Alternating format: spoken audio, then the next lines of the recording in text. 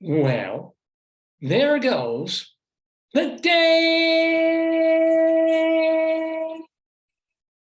Daverhood. Good morning, everybody, and welcome. We are live on this Saturday morning, December 10th, 2022. One of our last shows, one of our last broadcasts of this particular year. And very happy to be back. And, we had to take off last week just because I've been so busy, but we are live and here in the Daverhood for our 873rd episode of this mix of comedy and talk and babble and used to be music, no music anymore because of copyright stuff, but all the other weird, ridiculous stuff that we do on a typical episode of Dave's Gone By, we will be doing on this Saturday morning, where we are from 9 until noonish or thereabouts. We've been going a little short over the last few weeks just because, so much else is going on in my life these days. But I love to come on here on Saturdays, tumble with you, joke a bit, talk a bit, have, of course, our panelists playing the weekly trivia game, and we do have a guest this week coming up. So yes, all those reasons to keep it here in the Daverhood this Saturday morning. So first of all, let me tell you, let me give an overview of what's on this particular show. So if you were watching theater, I guess about 15, 20 years ago in New York, or actually elsewhere now, you probably came across a show called The Exonerated, which was or still is, they still do it. The idea behind it was actors telling the true stories of people who have been convicted of terrible crimes and sentenced to death, put on death row, death penalty. And then, they appeal, they say, we're not guilty, we can do it, which is what, of course, every prisoner everywhere says, except eventually they got lawyers and look at those ACLU people and those students who take on cases like this. And all of them were proved not guilty by DNA, even proved innocent by DNA, could not have been them. And here they were sitting sometimes for years or a decade or two on death row. And suddenly, here's the evidence. They finally get to bring it to judge or a trial and review. And then it's like, oh, oops, oops, system failed.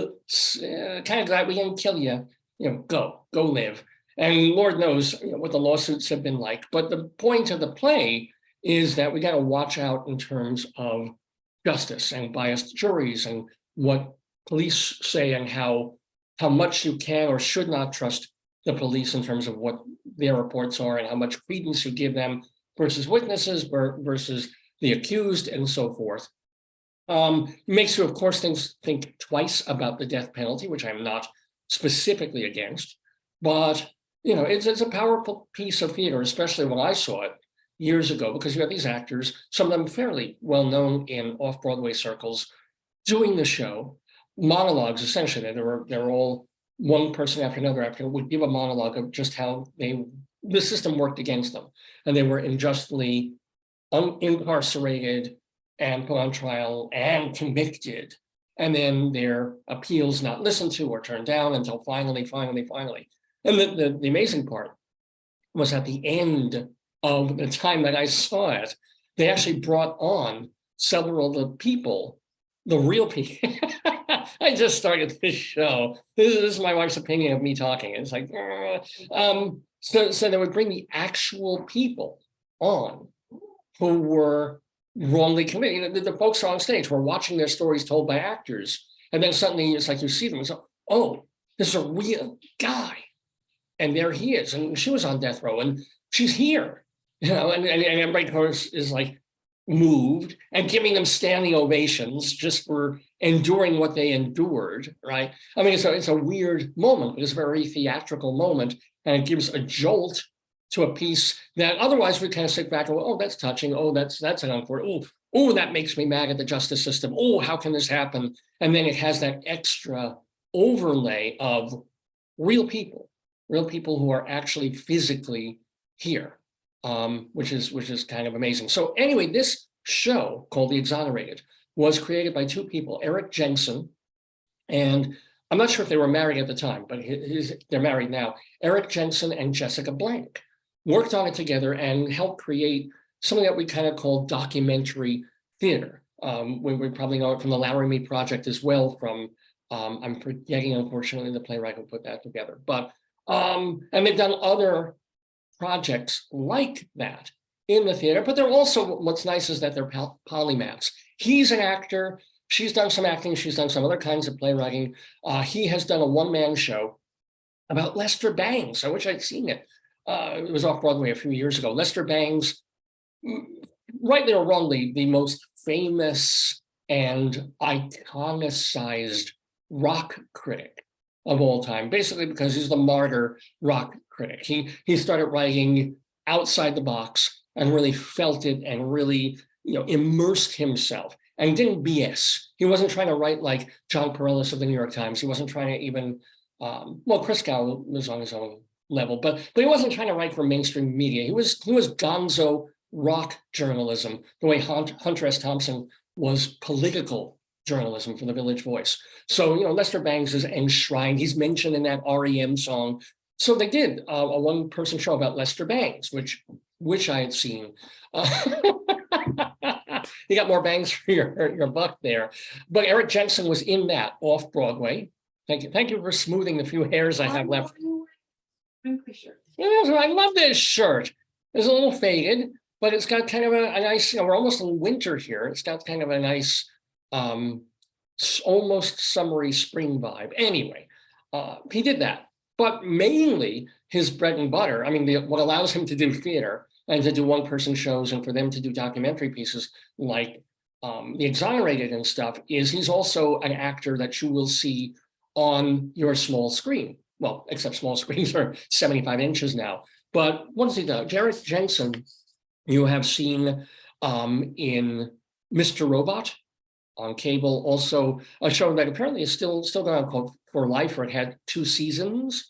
And he is, as we speak, not as we speak, but later this afternoon, on Broadway in a new play called The Collaboration, which is all about the working relationship, mentorship, and changing balance, if you will, between venerated older painter and designer Andy Warhol and up-and-coming Jean-Michel Basquiat, right? And so it's kind of like if you saw the play Red a decade ago that was about Mark Rothko and an assistant, but I think that was all fiction and fake. And so, Rothko's like up here and the assistant's here cleaning his brushes. And through the play, they kind of change the balance of power. This is apparently more real. Your ring light. If you put the ring light, it's just like, ah. So, and I would use the ring light over here. To check the time. Oh, yeah. So anyway, this is about Warhol and Basquiat, and Erik Jensen is in the play as another real life character, the gallery owner, the art collector, who basically recognized both of their worths at different times of his and their careers. So he was someone who made Warhol. What? The ETA is 10:30. Yeah, I'll explain what's going on here. And then he discovered, quote unquote, Basquiat. So Erik Jensen is playing this art. Did you say Basquiat or Basquiat? I don't know. Probably Skiat. Probably Basquiat. I don't know. It's French. Yeah, right? It's obviously Basque, French. Basque. And you know what? When he took all those drugs, he was a Basquiat case. Do we get that? Do we get the comedy of this program, ladies and gentlemen? This is going to be also a very weird episode of Dave's. I'm telling you, it's always a weird episode of Dave's Gone By, because not only if it were a normal episode, it would be a weird episode. So Erik Jensen will be here talking to the great Rabbi Saul Solomon. He'll be doing the interview. Rabbi Saul is the founder and spiritual leader of Temple Sons of Bitches in Great Neck, New York. Also, we will have our panel, kind of a different panel this week, doing our trivia game today, yesterday, a trivia quiz with questions, some of them based on things that happened on December 10th in world history. And playing the game will be Erik Jensen, our great friend Eva Heinemann, the theater critic, and the... Eva's back, or didn't she win last time? She might have. I think Eva won. Yeah, well, she's a smart lady. She's a She came in, smart. she was like, that's it, I'm winning. And then Ronald Rand will be back with us as well. We want to give a shout out to David Sheward, who's taking a bit of a sabbatical from this program for probably another week or 2 or 3. Oh, is he still, yeah. And Leslie Hoban Blake, who could not make it this week to the show. And Vicky Quaddy, who could not make it to the show this week because she's so busy doing her Christmas shows in and around Chicago and St. Louis. And she's just on planes and doing like 5 shows a weekend. Is she acting or is she directing it? I thought she had actors. I thought, oh, well, in Chicago, she's got other people doing it because she's going to these other places and getting the show up. She's doing Christmas bingo and well, now's her time. If you're Yeah. gonna do any of these stories, like any Christmas of these and Easter. shows that are, yeah, like, Christmas, Easter, and show up. Basically, those are the big days for her. So we will have a panel and we will be playing the Today Yesterday trivia quiz. Also, we have our Colorado Limerick of the Damned, where we will be going to Jefferson, Colorado. I make it my business to go to a different place, to mentally go to all these different places in Colorado, towns, cities, tiny little ghost town villages, find their names and try and write a poem about as many as I could. And I got the easy ones done, Vale, everything rhymes with Vale.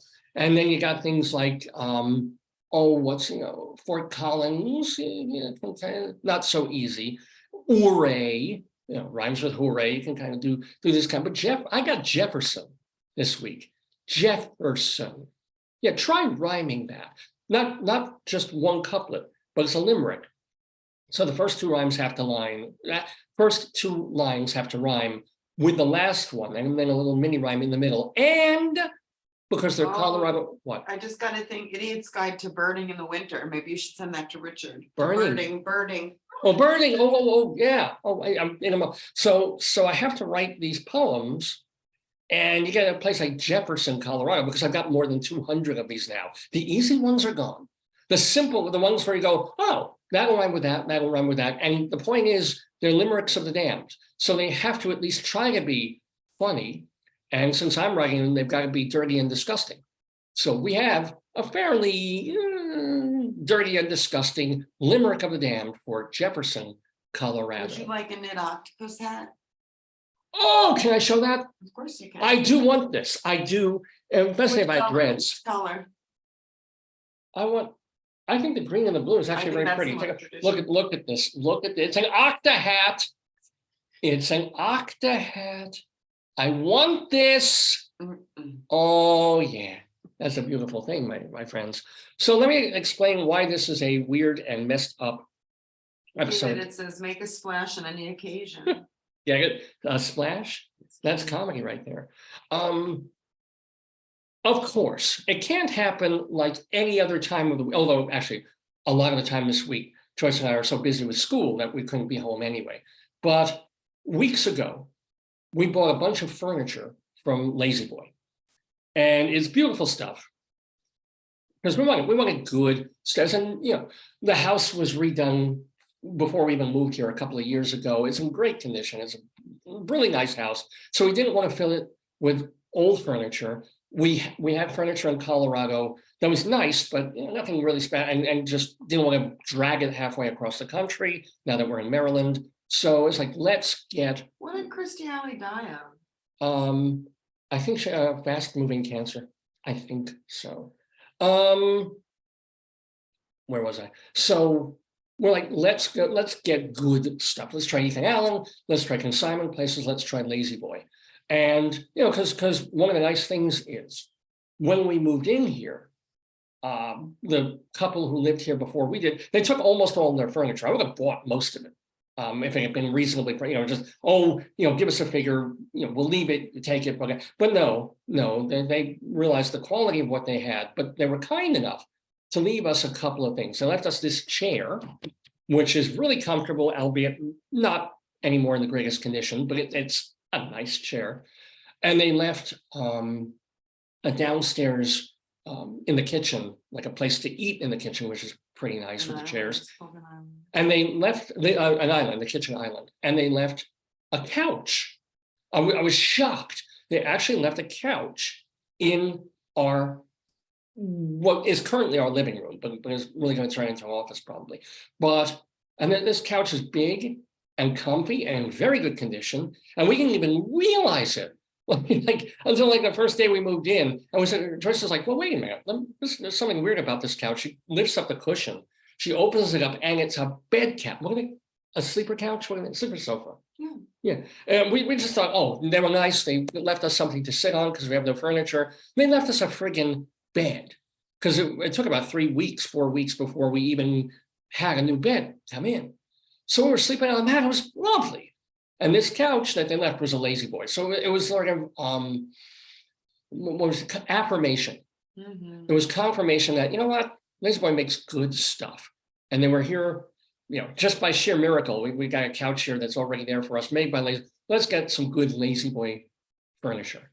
And so it took a longish time because with the pandemic and everything, they warned you sometimes that depending on how custom your order was, it could literally take 6 to 8 months before you get your furniture. So we're like, we just went, we're not going to get custom. We're not going to go crazy with it. You have something that's remotely in stock. Great. We'll wait 2 months. And then, because we lived here, basically sitting on a couple of chairs with one couch bed. And that was it, man, for weeks. Because we're waiting for the good stuff to come. So Lazy Boy delivers all these things that, these beautiful chests of drawers and side tables and our 2 lounge chairs, very nice, really nice stuff that we'll be paying off for the next 6 years. So, and they also bring a tall, heavy ass chest of drawers. Like they bring 2 bureaus. They're both really nice. One is a monster. And I feel so bad for these 2 workmen. It needs 4 people to carry this, but we got 2, and they're just they're careful in getting up the stairs and around the thing, and so they maneuver it in. They take off the wrap, and it looks beautiful. But then I notice just at the very bottom of the base of the thing, it's all wood. There's miscoloration. Actually, it's a chip. There's a chip just on the bottom front side of this thing. And if it had been like on the back side, I would have been, what, the hell with it. We'll get that paint, that brown crayon that you do over wood, and we'll never think about it, we'll never see it. It's fine, it's fantastic, it's great. But because it's in the front, and because we just paid for it, and because it's, Lazy Boy, it's a lot of money, we're like, we paid this is brand new. It really shouldn't be chipped. And we're standing there and it's like, we already signed for it. And we don't want to tell the guy, No, I want take it out of we here. didn't sign for it, yeah. But we don't want to tell these guys that we've already tipped this. That's not what happened. Tell what happened. So I called Lazy Boy and we couldn't get them to see what to do. Mhm. So the guy said, I have other stops, I can't take it back. And then we took pictures and we wrote that it was damaged. Right. And then they were gonna replace it. Yeah. So this is the thing that you gotta give them some credit. Okay. So they say we stand by our word. We're a major company. There is a we took pictures of the thing. There's a defect. There's this what is a chip. It's hard to tell whether it's a chip or it's just like discolored or something, but it's a chip. And we'll replace it. We'll send people in like a month and a half. You can keep the one that you got for now. We're gonna just come and take it. You'll use this one until you get the replacement one. Hold on. So let's just see what the messages are. You can just do your stuff. So when can they come and do this? When do they decide, or when can we work it out that they can come here and go and take out our old giant cabinet and bring in a new one? And it's like, well, when can they do? Oh, yeah, we can come on. We'll come on Saturday morning at about 9:30, 10:30 in the morning. So somewhere within this program, you're going to be hearing like people coming up this, maneuver thing. I'm probably going to have to go like stop this show. I probably won't stop the entire show. We'll probably have a panel here for the quiz. And I'll throw them a question and I'll just say, you know what, guys, I'm gonna disappear for 5 minutes to help deal with people bringing in and taking away furniture. Because it takes like, this is not a big thing. It's not like, when they brought my desk, literally they brought 6 guys. The desk is half the size of the bureau. They brought it up the stairs. They brought the chairs up. It was done in about 3.5 minutes. This is not quite so simple. But so it's gonna be it'll be fun. This is normal. This abnormality of me talking nonsense to you is normal. Dave's gone by.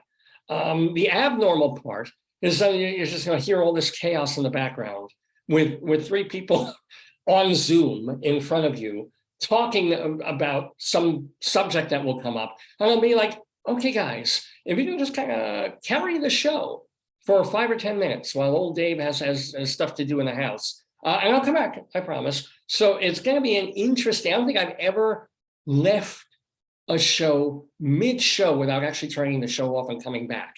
And it was always for technical difficulties. Now it's going to be like, let's see what happens. Let's see if it's a better program with me not on it.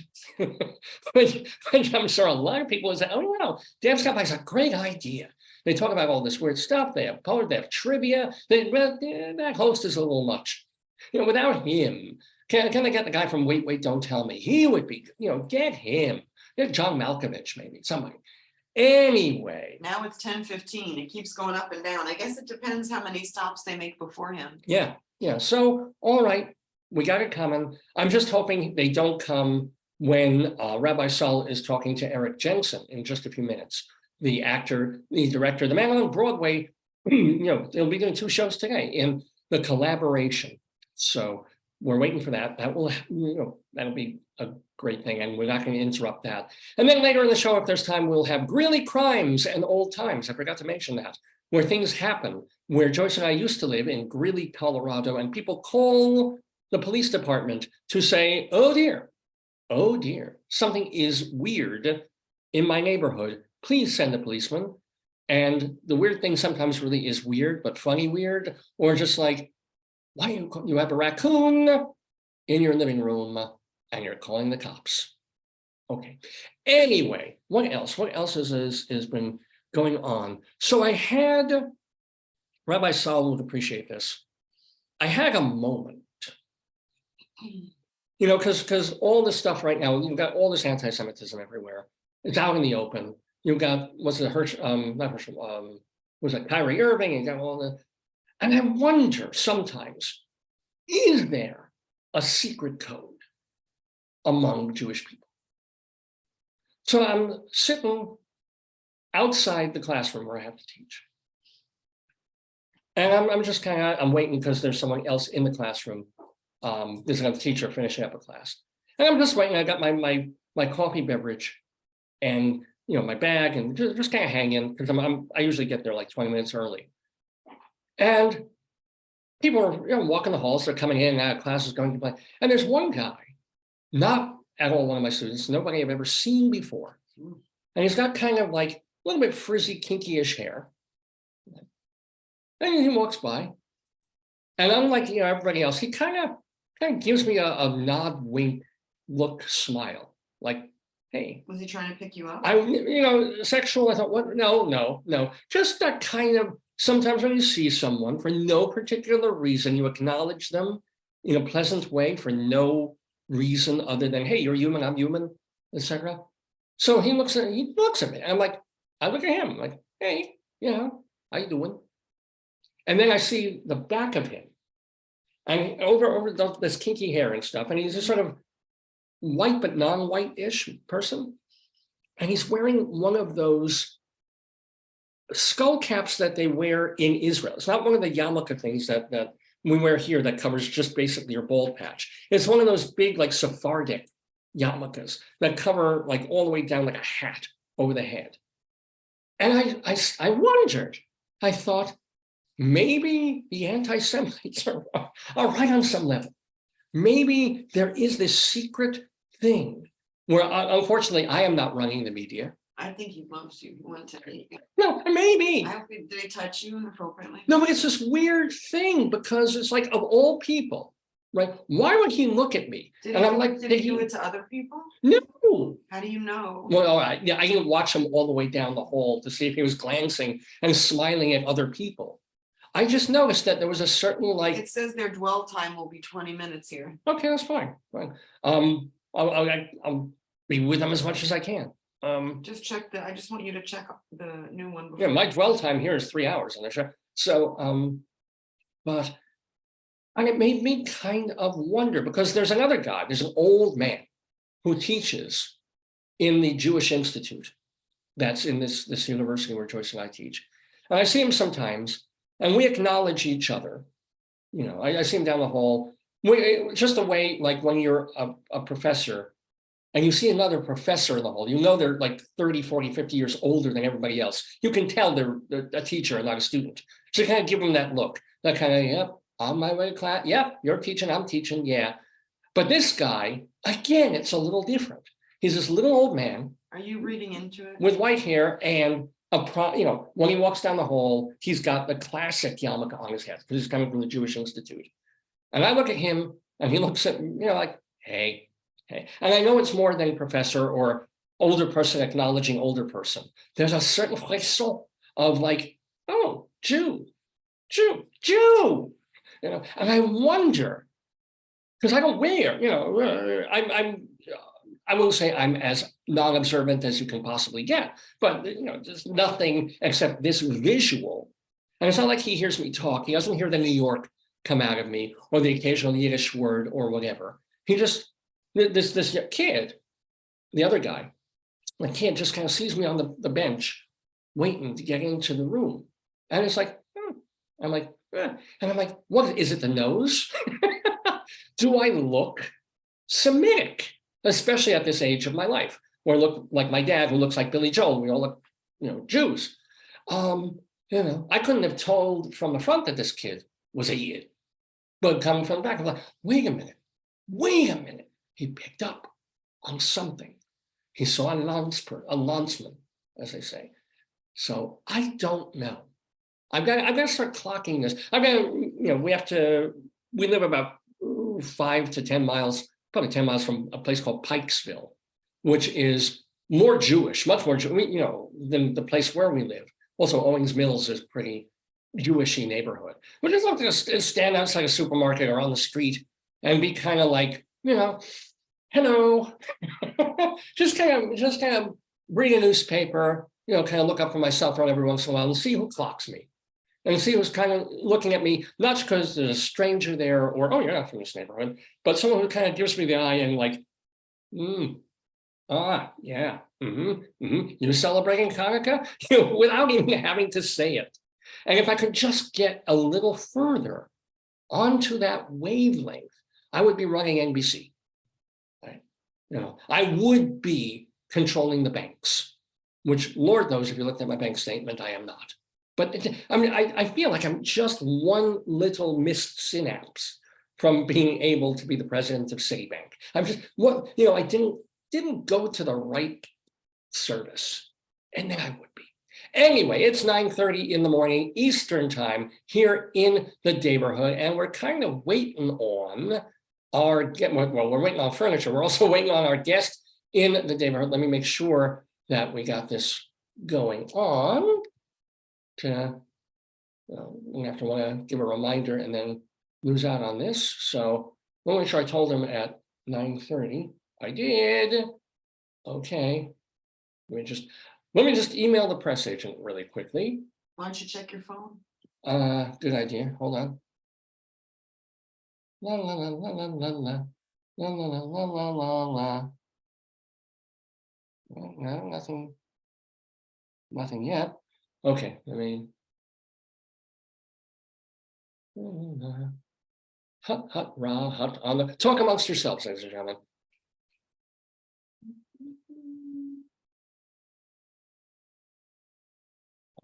Zoom. Let me give him the URL again, just in case. Mhm. Give us a moment. Thank goodness I'm a quick typist. That helps. Here's the URL.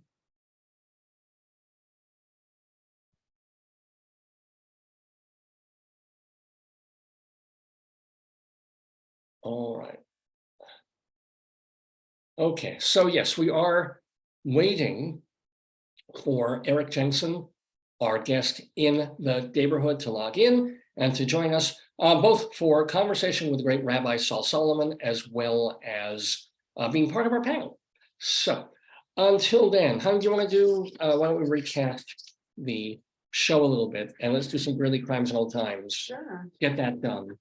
And then hopefully in the midst of doing that, we will have a visit from our guest in the Daverhood. Well, Greeley Crimes and Old Times, as I said, is based on literal, actual 2 columns that are in the Greeley Tribune newspaper in northern Colorado. This is an actual newspaper from, I mean, this is, how old is this? From 2019 already. This is becoming an antique. But in it are 2 columns, one of which is about phone calls that come into the police department. The other is where our friend of the Daverhood, Mike Peters, goes through the newspapers from 100 years ago and finds the most weird, nostalgic, goofy things to our modern eyes 10 decades later, and gathers them all up and puts them in a weekly column called 100 Years Ago. We mix all of these up. And in doing so, we call this particular segment Greeley Crimes and Old Times.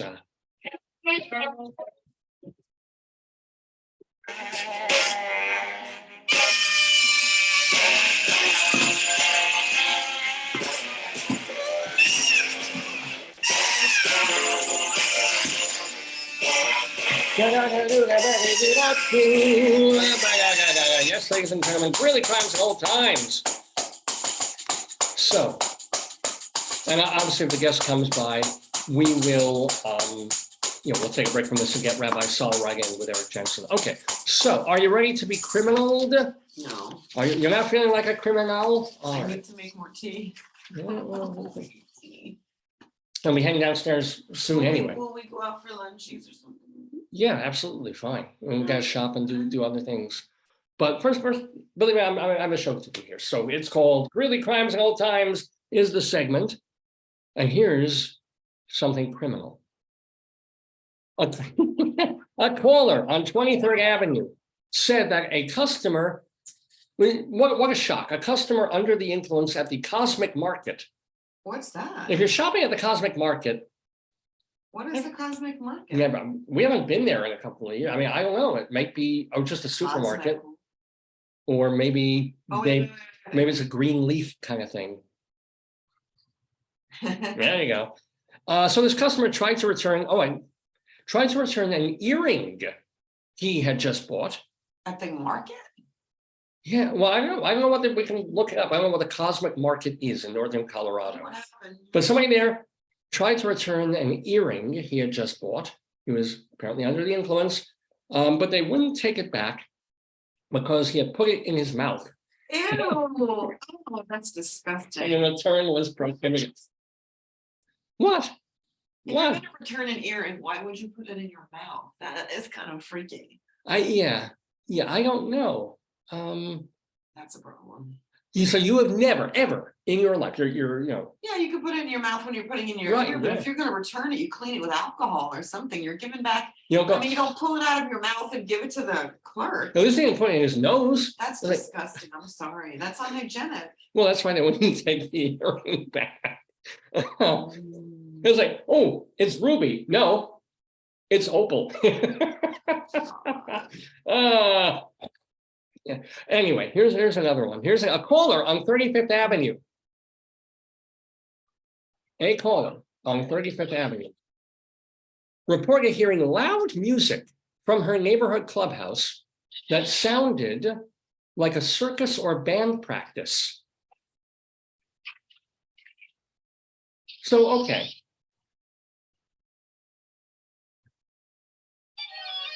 I mean, wouldn't that be a normal thing to hear in a neighborhood? Like we hear it all the time. School, they play. Yeah. She probably lived near school and she heard the marching band or the school orchestra. I hope she heard it. Let's just say that. Oh, yeah. Maybe she heard. I hope it's not delusions. If you hear something, that's super. Oddly enough, she was coming back from the cosmic market.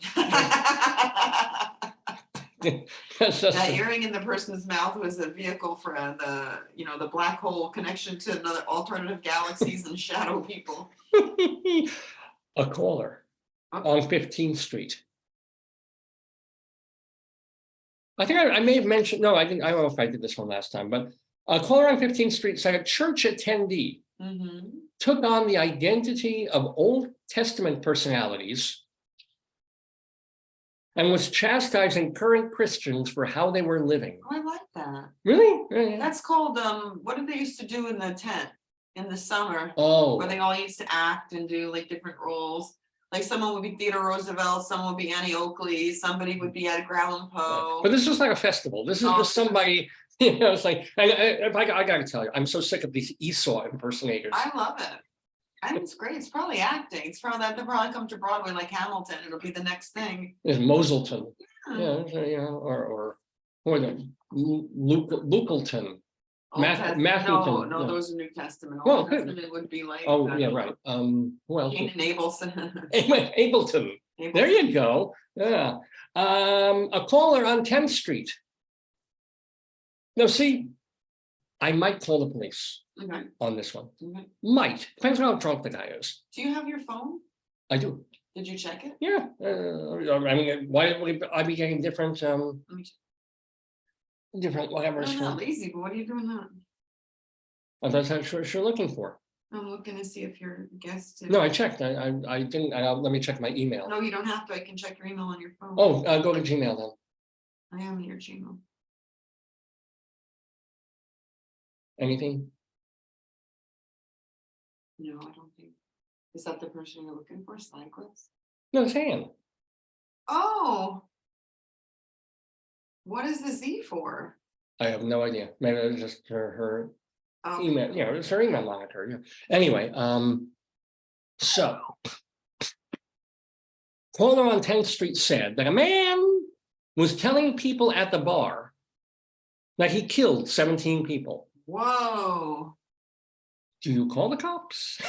It's hard to say because sometimes when people, like it's like the fish story, like, oh, we caught a minnow, then it becomes like this thing. Then it's like we caught a whale or something. Like, I don't know. I mean, so you're guessing he only killed 2 people? But I don't know. Like it. Yeah, it's hard to say. I would err on the side of caution, but which would or maybe give him one more drink and kind of, well, so they're buried where? What do the police do? When they interview him at the bar? Well, hell yeah, or in the parking lot. Yeah, that's true. If you went around claiming you killed 17 people, why would you claim? Actually, if you went around claiming I want to kill, so I have a list. Yeah. Would you call the cops? They did. You'd have to. That's like a intent. Yeah. That's a problem. All right.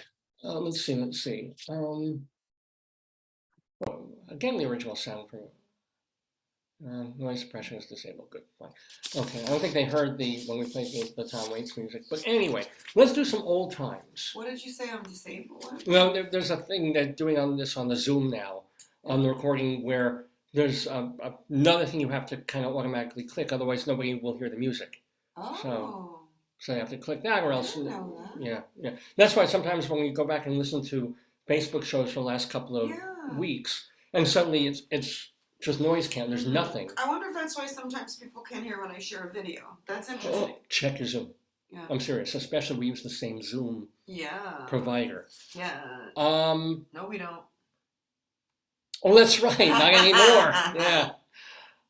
This is from a column from 100 years ago in the newspaper. They wrote different things in newspapers way back when.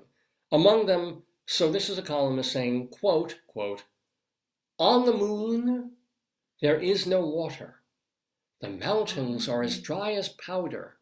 On the moon..." What, is this a poem? I don't know what this is what they used to write. This is a thing. On the moon, there is not even one drop. Meanwhile, this was written 50 years before men went to the moon, right? They had no clue. Did they find water on the moon? Or I know they found some sort of vegetative life or something, or not vegetative, but some. No, that was Neil Armstrong. Well, yeah, when he walked on it, but I don't know. I don't know if there is water on the moon. I think the moon has sometimes like when I was talking to Mom on the WhatsApp and we were looking, I showed her and she said it looks like a face. Like some full moons have that shading that makes it look imagery. Man in the moon. Yeah, that's why they said the man in the moon. Yeah. But sometimes not. So I don't know. Yeah, I'm just thinking. Obviously within 50 years, if Elon Musk has his way, there will be a Starbucks on the moon, so you can get not only water but latte. I don't think a venti. He would probably have like Twitter and get the moon people to run Twitter. Somebody put a picture. It was in German. It said, "These are the new Twitter employees," and it had a little chickadee jumping on a keyboard. Oh well, people are clever. It is. Somebody also did make the comment that Elon Musk fired or let go 50% of the workforce of Twitter, and it's made no difference. No, Twitter's still Twitter. Yeah, but a lot of people left, and they said there's like different ads. I don't follow it, but people said there's some substantive. And by the way, Elon Musk has invented a telephone for users that is meant to be used in zero gravity. Really? Yeah, I couldn't put it down. Thank you ever so much. A Halloween party at the school was pretty popular last week. Except, oh no. There's always that except. Yeah. Except, and it's 100 years ago, when a visiting woman came in and sang her new Halloween song. It made everyone feel very creepy. And then something like from 1922, Halloween party, and then someone nobody's ever heard of said, "I have a song for you children." She's singing a song. It is.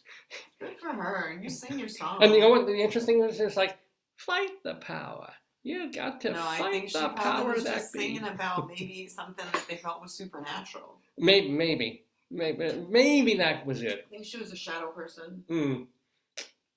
Could have been. She came in, she was like, "Sweet Caroline, bum, bum, bum." I love that. I want to talk about that. I forgot to mention that.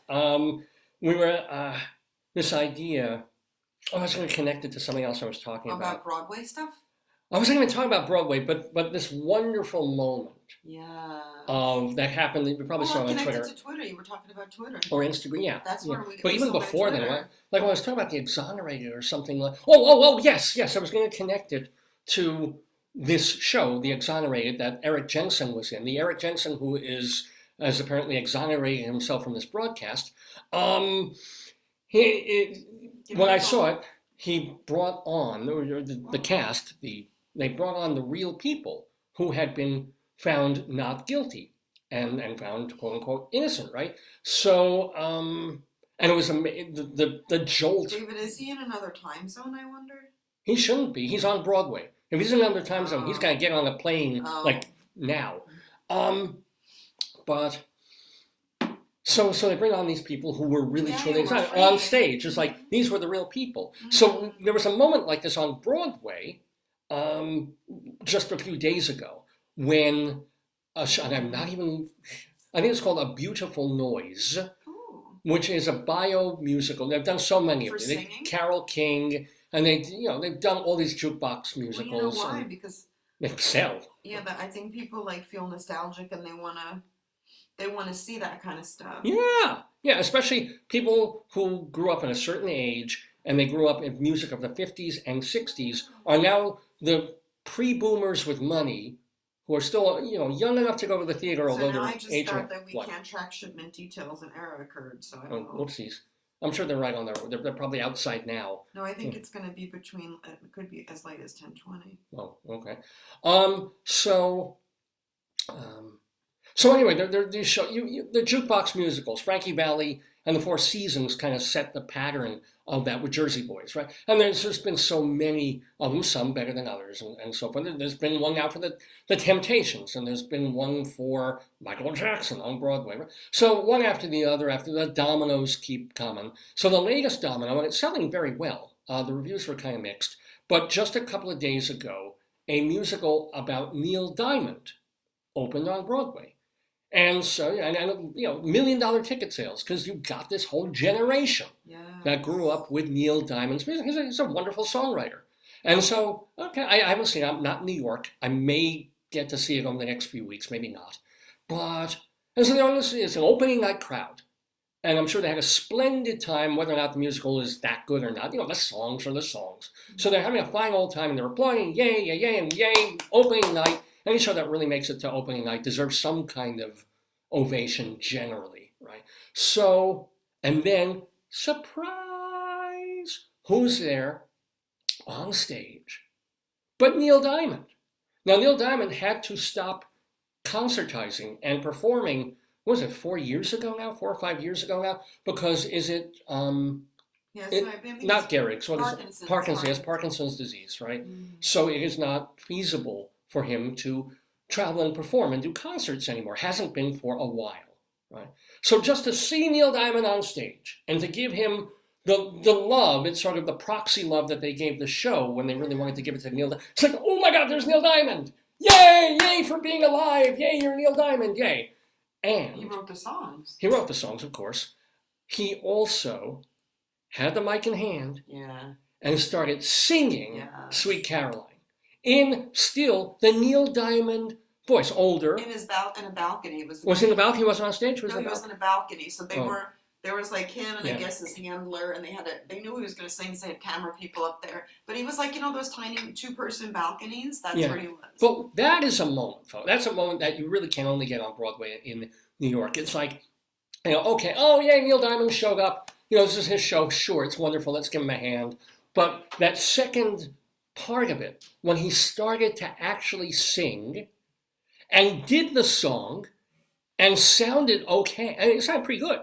Honestly, he sounded like old Neil Diamond. As you don't know, Parkinson's, if he's just going to be shaking or doing whatever. It was fine. I don't know if he could do a whole 90-minute concert anymore. He pretty can't. But to do that one song and have everybody sing along and do the bum, bum, bum. I do wonder if sometimes he kind of sits at home and he says, I've written dozens and dozens and dozens of songs, hundreds of lyrics, songs I'm so proud of. So, and the one thing people know me for is an orchestra thing going bum, bum, bum. It's like, I didn't even write, some arranger did that. There was Mickey Most or something, or wasn't, what's his name? The dead crazy producer that, oh my God, I'm just blanking on everything this morning. But you know what I'm saying. It's sort of like, does Neil Diamond say, really, was it Daydream Believer he wrote, or I'm a Believer? He wrote one of those. He wrote all these other terrific, and okay, we've forgotten the jazz singer, we've forgiven it, but like, really, bum, bum, bum. And of course that bum, bum, bum has made him probably $100 million over the years, but still, but he gets up there, that's the thing, and you have this incredible moment of like, he's there, and he's singing, and he sounds good, and everybody's singing along and giving him the love. What a marvel. If you haven't seen it, when I have to take a break from the show, go see it for yourself. I think it's on Twitter though. How would you get it? Oh, you probably YouTube it. Just look up Neil Diamond live. A Beautiful Noise. Neil Diamond opening night, A Beautiful Noise live. I'll betcha. I can play a little bit without getting copyright crap thrown at me.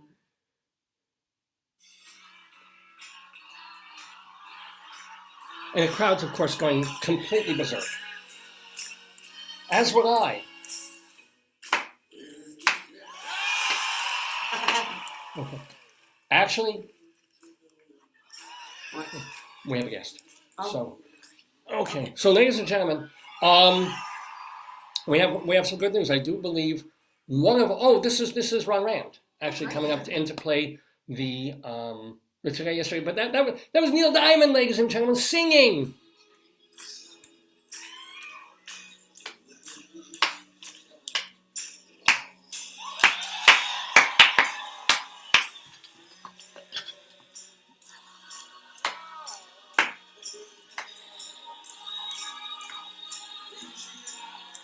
There he is. It's hard to. He's actually a ghost. He looks like a ghost It singing. looks like Leonard Cohen. Yeah. But come on, man, that's Neil Diamond. Oh, I better stop it before it gets into copyright. So, but bum, bum, bum. Right? I can't stop it. Oh, It's like, can't stop the music, ladies and gentlemen. then how So, do I get rid of it?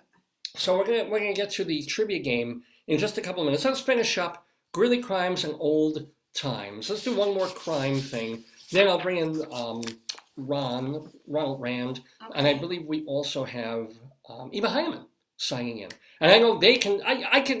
Eva hosts the show. She's hosted the show for 25 years. So could Ron. Ron is an actor, performer, Yeah. everything, right? I can literally give those two a topic and just let them go to town. So let's do one more criminality thing. But no, please don't sing that because now I'm going to be doing bum bum Now bum. it's saying 10:30. It went back on again. They went off the radar and now they're back on. No, whatever. Yeah. 10:30 is fine. I'll keep looking out. Sometimes it says 10:30 and they make it sooner. I don't know if that tracking is like. Depends how they're driving. One block they're going 50 miles an hour and they're like, let's slow down. There's I a think deer. also there's whatchamacallit, traffic. I'm sure. Oh, yeah. A caller near 34 bypass. So that's near Loveland, yeah, or in a hospital where they're having heart wow. surgery. A caller near 34 bypass reported getting hit in the head with a vape battery God. after a driver threw it out the window. Wow. Yeah, I told you vaping was dangerous. How did you get hit in the head with? Oh, because they chucked They it. chuck out the window. It's a battery. It's gonna hurt Why you. are they opening their Probably window? hot. It's cold. Yeah. Well, because you don't want it in the car. People No, but throw why out is the other garbage. person getting hit? Shouldn't their window be closed? Oh, yeah, you're right. Yeah, I don't know. There's something going on there. Oh man, because I just watched this video this morning of this bus driver complaining about a school district, and he's sitting in the bus. He's just trying to drive kids to school, and the kids are horrible, and they're throwing things, they're cursing at him daily, and they're having food fights in the bus. And the greatest line is it's not just a little piece of candy. They're throwing yogurt. I know it's terrible for it because he has to clean up. He has to pull the bus over, keep the kids seated, clean everything before he can drive again, right? But this image of yogurt flying around the bus, I'm very sorry, it's disgusting, but it's funny as hell. That's me. I'm disgusting and funny as hell. I'm Dave Lefkowitz, and you're watching the Dave's Gone By Facebookio, Podcastio, Programmio of the stream live on this Saturday morning, December 10th, 2022. It is our 873rd episode of the program. We're calling it the Exasperated because we were supposed to be talking to the writer of the Exonerated, and now it really is exasperating because he hasn't shown up. But we do have guests coming into the Daverhood to play our weekly Today, Yesterday trivia quiz. So let me bring in a wonderful friend of the Daverhood, speaking of theater.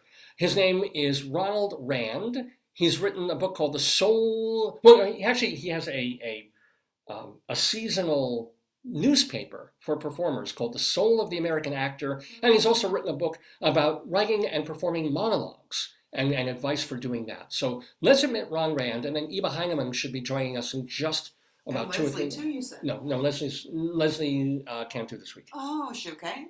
She's medical. Oh. Nothing horrible medical, Oh, good, but yeah. good, yeah. So Ronald is joining us momentarily.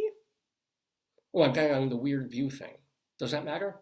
Does it matter to the viewer if I've got the view differently? Yeah. So let me do my side-by-side gallery. Gallery. Yeah. Ronald Rand, ladies and gentlemen, look who's coming to join him. Coming to party,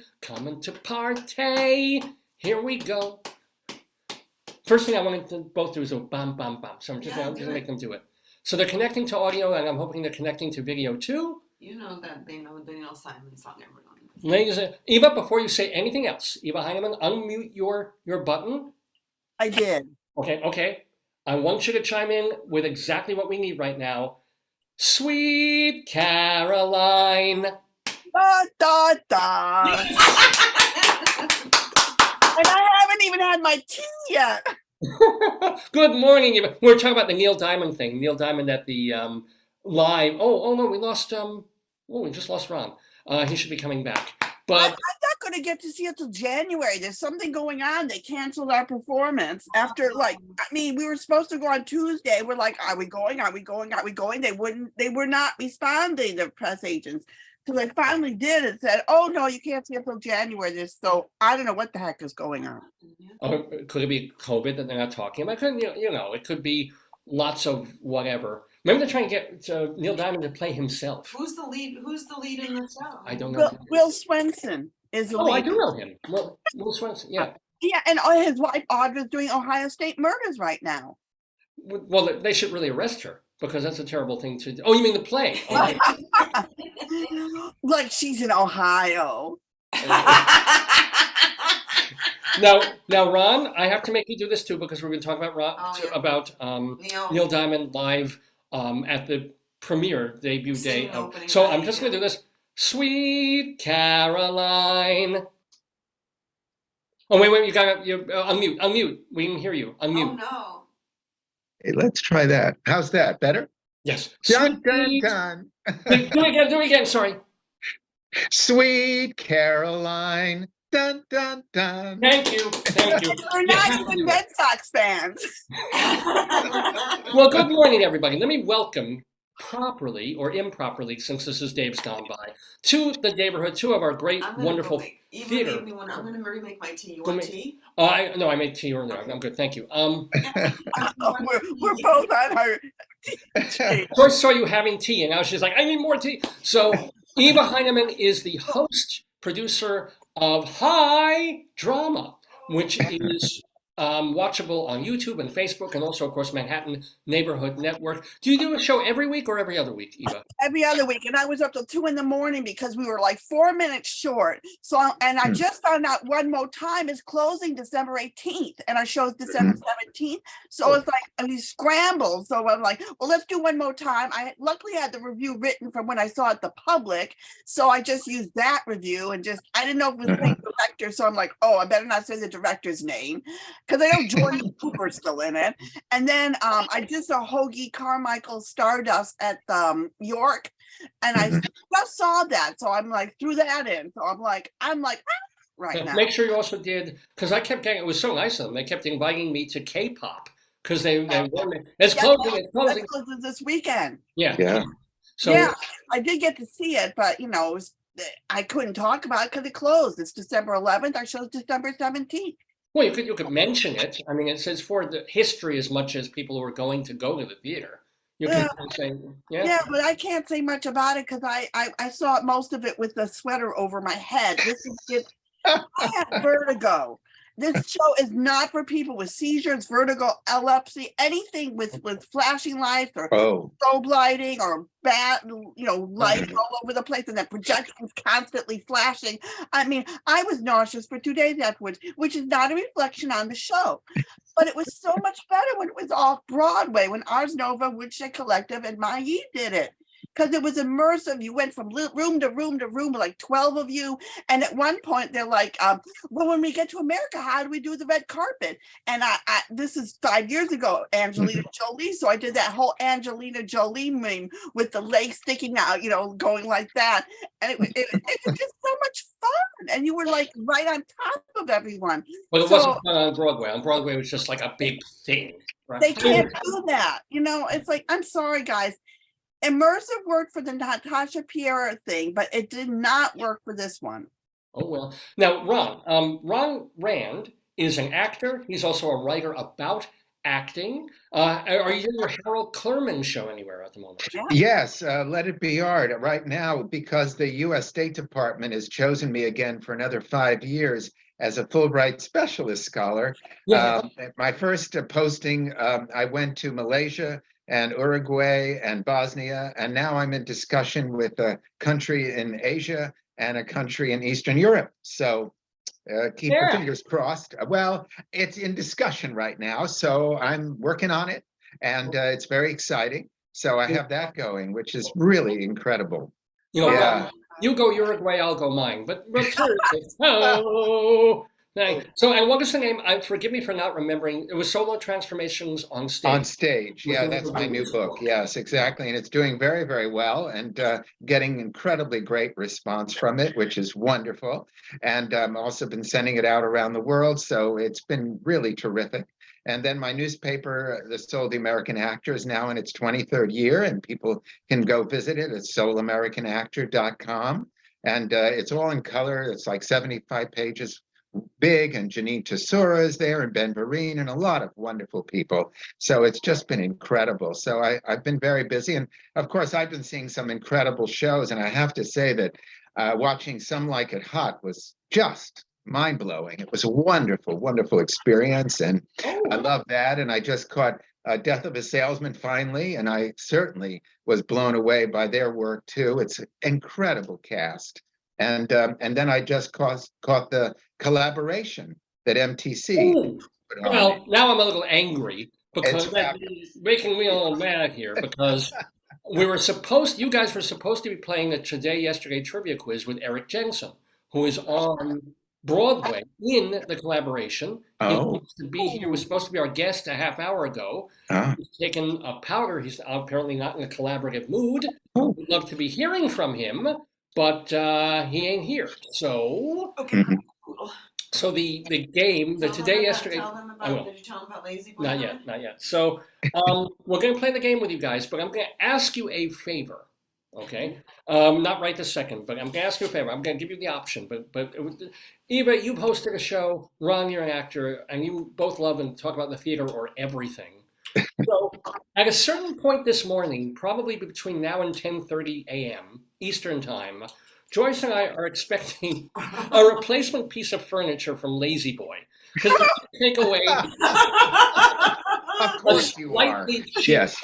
armoire and put it out of our room, bring it downstairs, and bring up the replacement armoire that is hopefully in perfect condition, and deal with all that. So I might have to step away from this camera for maybe 10 minutes or so. You guys think that you maybe can just carry on it, not right this second, but carry on the conversation amongst yourselves before we come back? Would you? Oh, we're such quiet talkers. We never talk, we're not chatty at all. Yeah, we have nothing to talk about. We've not known each other for decades, have we? I mean, I'm like so excited to see you. I haven't seen you in so long. I'm like, is that Ron? Oh my God.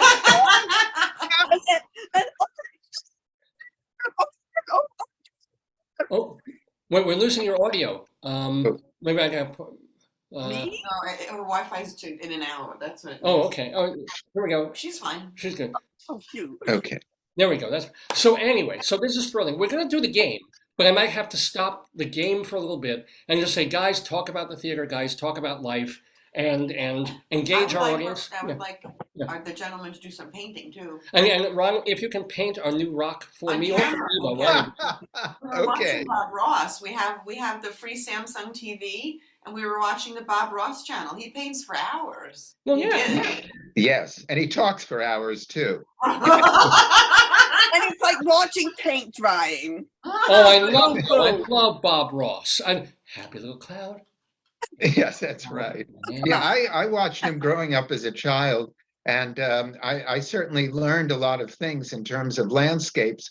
But of course, I'm more of an impressionist painter, so I let the colors just speak to me when I'm painting, and I never know what color will go with which color. Even though I trained at the Art Student League, to me, it's more now sort of letting your consciousness come in to the process and seeing where it will take you. Right now, I'm in a Nepal phase where I'm painting mountains of the Himalayas because I was there in Kathmandu as I was in the Kathmandu International Theater Festival and taught my workshop there, and it was so incredible. But yes, you never know when these things will happen. Yeah, Kathmandu International Theater. SquarePants for Halloween with my. What was that? Is that your bag from what? Where'd you get that? I missed that. Book. I like the color with my Big book. Oh, Oh, that's wonderful. it's just the right color too. You picked the yellow, the perfect yellow for SpongeBob, I think. Well done, Eva. Oh, wow. Yeah, so That's as far as my challenge goes. So Eva and Ron, it's fantastic to have you in the Daverhood Live on this December 10th, 2022. Eva But- was the winner. Did you win last time you played, Eva? Did you get the crown, or was it Leslie? Or Oh, no, Leslie got it. Oh, Leslie. Oh, Of course, Leslie. Yes. In regards Is to Leslie Leslie, coming? she's a little under the weather, so she's not going to be joining the game today. And David Sheward is Actually, David, she's going to be the one delivering our bureau. Yeah. Yeah, I thought so. Okay. Are you going to put the workers on too? Are they going to be part of the guests of the show too? if they You know, sign a make release, cameos? I can bring the camera around to them and be like, "Hey, here's our Exactly. So wait, there's going to be two of us?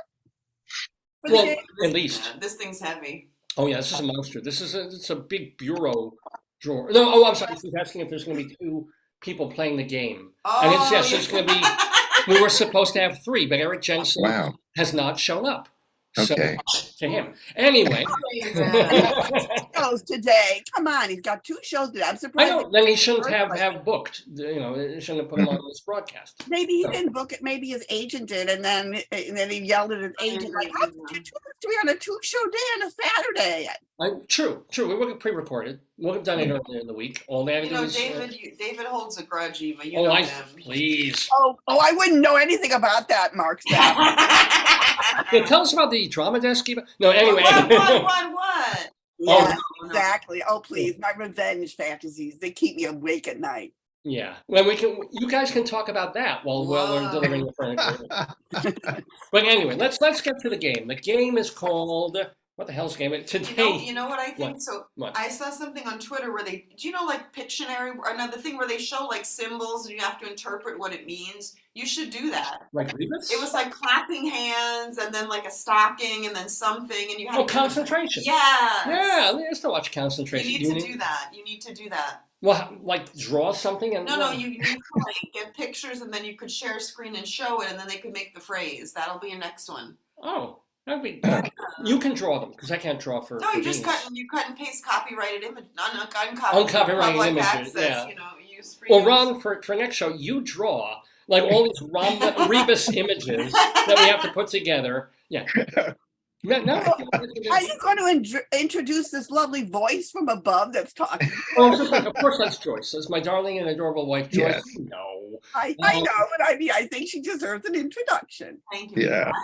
I have to get, you know, I'm tracking the Lazy Boy truck on the app, so I'm tracking my furniture delivery. Okay. And is it being lazy? It's taking its time. It's lazy. No, they've been very good time. We now are just in time for the game, for the today yesterday trivia quiz. So some of these questions are going to be things that happened on December 10th in history, and others are just more modern things that have to do with things that just happened the last few days or so. Here's the one thing. We got to figure out who's going to go first. So, Eva, ladies first, could you kindly pick a number between 1 and 6 and tell me what it is? I did so well last time. I'm going to do 2 again. That's going to be my number. Okay, Eva, with a 2, and Ron? I'll go to the top of the chart and I'll go to 6. Oh, because Leslie's not here. Whoa. You're taking her 6. Oh, my goodness. Whoa, it's channeling Leslie. Whoa. So I'm rolling the eyes. I'm going to see who comes up first. Here. Oh, I just got a number 2. So Eva, do you want to be first or second? What? Oh, it's second. I think they say second is the best, right? Yeah, it may be a little more strategic. So Eva, you want to go first? Unless you want to go second. Okay, I guess. Too much going on there. I don't know. I do what I'm told. Okay, I'm so so told that I am told. Ron, this means you go first.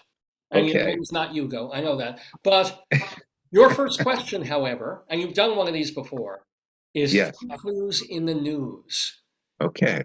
Does this ring a bell? Have you done this? I've done this. Yes, I have. Very good. You know that 3 clues in the news means I'm going to give 3 words that are not connected to each other. but each word is connected to the word that we are looking for. So it Right. could be blank word or word blank. And the word that we are looking for, however, is somehow connected to something that's recently in the news. Mhm. Okay, You ready? ready. Here we go. The word, oh no, the clues are A new game. Yeah, couple, Couple, saw, saw. horse. Oh, horse? You said horse? Horse. Horse.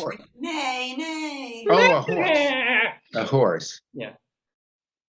Oh, so say them one more Well, time. here are the three clues. Couple, Mhm. Couple. saw, horse. No? No. Well, the only couple horse. Well, the only couple I know of is, of course, Meghan and Harry. Oh. But I can only put those out there, and I'll try that as my lucky guess. We're gonna try that as the actual. Yes. So we're gonna need some noise. I'm gonna. Oh, can I have? Oh, I know I've got it. Ooh, You've got it there. I got my owl. I do have it. Here we go. Okay. Is that your final answer? Yes, final answer. Oh, man. Oh, well, David. Golly. Ah, I gotta do it like that here. My That's better. tinnitus, my tinnitus. Well, Ron, I'm afraid that is not Oh, the answer. That is not the word okay. we're looking Well, I for. tried. Eva, you have a chance to steal. He was going for what's in the news. This He was question. going for what's in the news. That was his strategy. Yeah. But it's supposed to relate to what's in the news. Eva, you get to steal this question if you can. Oh, I'm terrible. I hate these questions. I'm terrible at them. So, I'm just going to say what they all have in common is and Harry and Meghan too, everyone has teeth. The couples have teeth, a blade of a saw has teeth, and a Oh, horse have teeth. So at least it's something in common, even if it's not new to the I person. didn't think of that. Unless somebody punched out Harry and knocked his teeth out. I don't know. so is that your final answer? Yeah, that's the truth. Oh, yeah. And you stole my joke. Hold on. on. Eva, you did not just say that.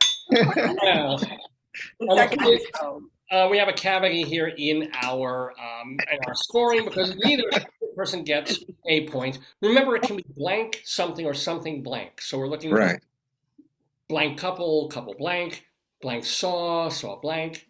Oh, So does that help? I don't, that's a tough one. Not really. no. I love that. Not really. Well, I hear the word that we are looking for is power Oh, Power. saw, power couple. and horse. Oh, power that's couple. good. What's Oh, good? wow. Oh, Okay, yeah. That's great. And Yeah. what happened just a few days ago? I don't know Yeah. if they finally fixed it. What happened in America? Oh, the power's gone out in a lot of places. Is that what you mean? Yeah. Well, not a lot of. In one particular place, the criminals in North Carolina Oh, shot up a power station. Well, they just did it in Washington State now too. In Oregon. Oregon. What? Oregon. No, both Washington and Oregon. Yeah, they did it again. And I think South Carolina also. It's like it's become a thing now. Oh, that's To terrible. shoot at a power station and Mm. take out. That's a real criminal act. It was an unbelievable criminal. Yeah. Because there was a funny thing a few months ago where somebody deliberately. This is actually funny. They had a water tower, and the water tower had a painting of a cowboy on it, and they aimed the gun specifically so that the bullet went to the cowboy's fly, and so the water started just and it looked like he was. Oh. That was funny. It's damages. It's hundreds and hundreds of dollars worth of damage, but it's still fucking money. But hooking up the power station, no. Anyway. All right. We'll No try. points for anyone there. But we do have the next question, which will now go directly to Eva Heinemann. Now, Eva, this is a more typical question. This is something that actually did happen on December 10th. Oh, I think we have our delivery. Oh my hold on. goodness. Hello? One moment, please. See, my furniture. Yes. No, right? Yeah. It's spontaneous live show. That's what happens. Yeah. Let's see what happens. Is it true? Did Santa Claus arrive? Or That's right. Well, I'm saying or the give me a Hanukkah lump bush? of coal. One or the other. The lazy boys are here. Yes. So do you need to come with me? Yes, I do. All right, you know what, guys? Yes. Pick a topic, any topic. I'm sorry to do this to you guys. I really, really am. That's okay. But We'll survive. We will survive. Yes, have a absolutely. fantastic time talking. I'm going to leave this going. Engage yourselves. Engage. Talk theater. Talk anything you want. And I'll check back in as best I can. And I should be back within 10, God willing, 10, 15 minutes. Wow. Okay. Are you See you okay? soon. Are you going to put like a face of you there, Dave, right on the chair, so we can know that you're still with us? Let me see if I can find an axolotl or something. Hold on. A stuffed animal. Exactly, a stuffed animal. We don't want to be all alone. That's part of the fun. Wait, Eva, what am I, chopped liver?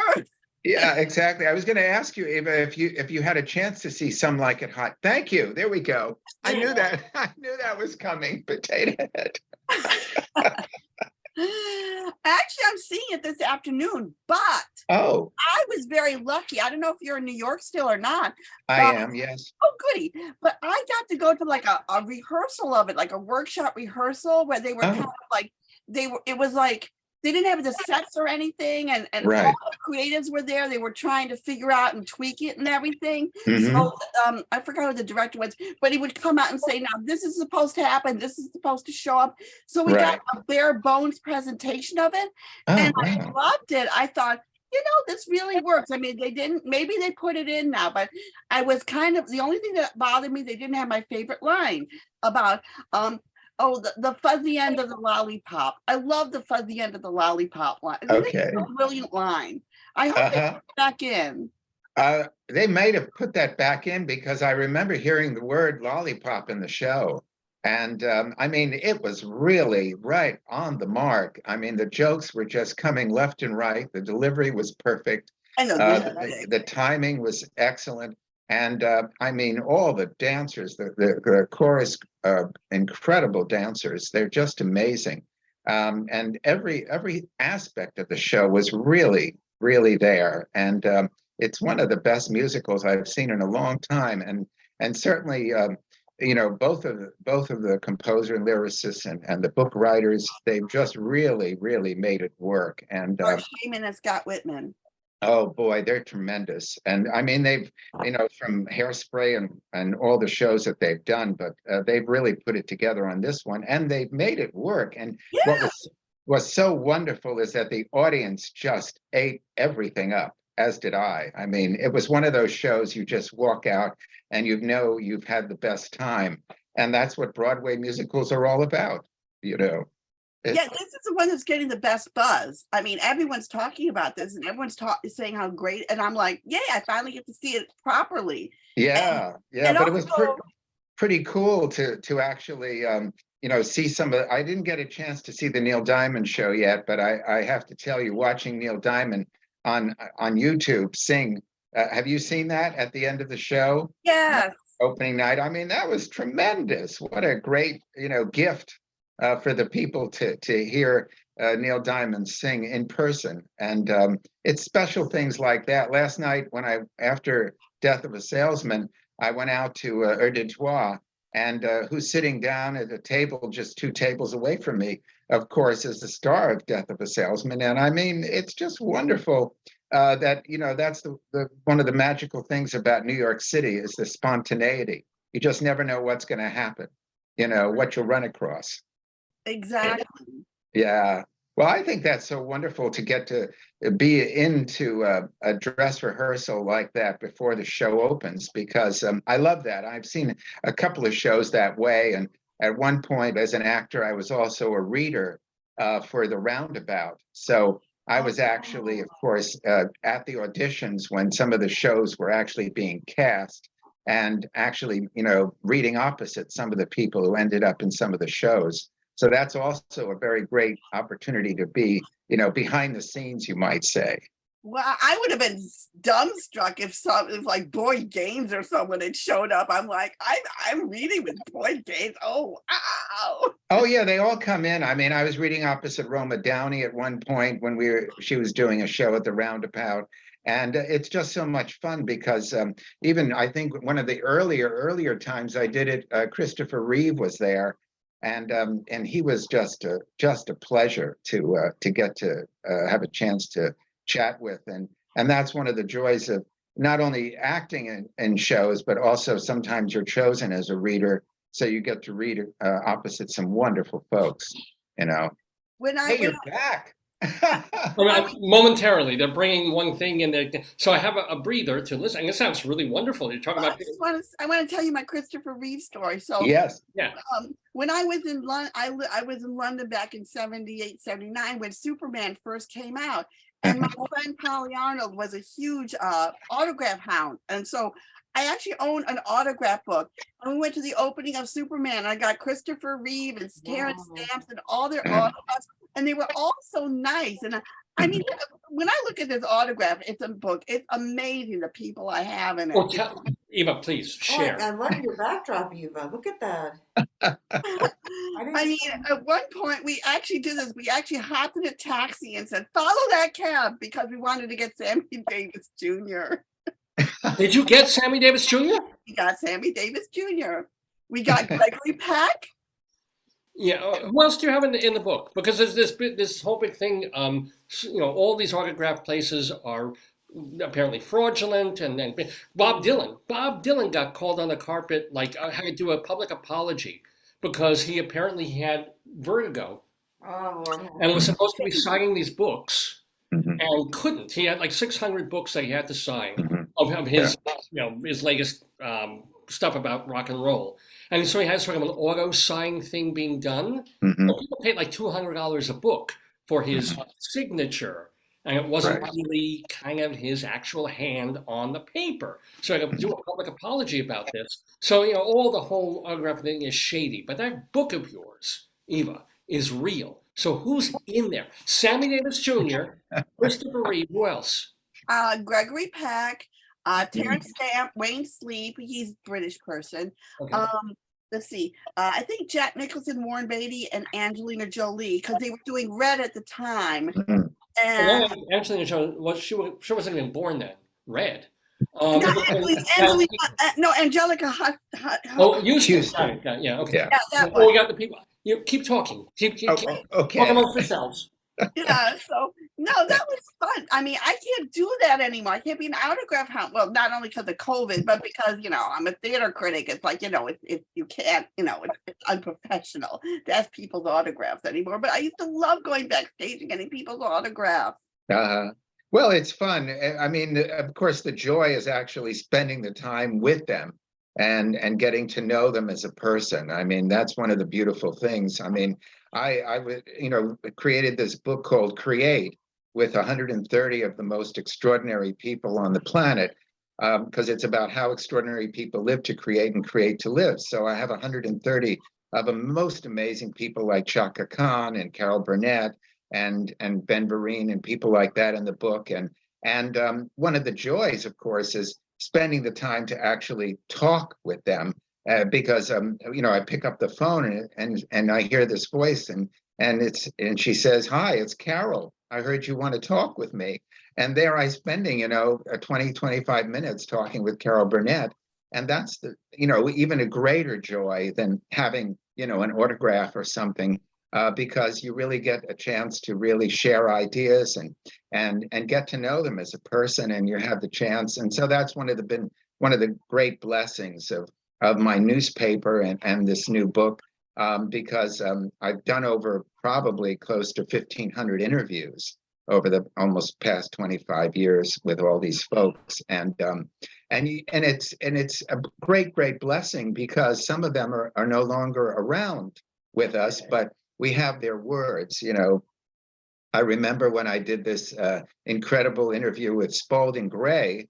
Did you ever know Spalding or see his shows? Oh, of course. You know, Yes. East Village, you know, he's Yes. a downtown guy. I'm a downtown gal. So yeah. Yeah. So you grew up seeing, you were there with some of his earlier shows. Oh, absolutely. At PS 122. Exactly, exactly. So when I did the interview with Spalding, we kept missing each other. So at one point he left this long conversation on my answering machine saying, "Hi, it's Spalding, but I see you're not there, and I'm sorry we missed each other, but I know we're going to get together, and I have to tell you what a day I had." And he starts telling me about his day, just like one of his shows. And so when we finally did get a chance to talk together, it was the same kind of thing. And it was the same kind of thing when I got together with Andre Gregory, too, because, he, of course, did this phenomenal I did it with movie. Andre, yeah. Yeah. And it was my lunch with Andre because it went on for 3 hours and Wow. he wasn't finished.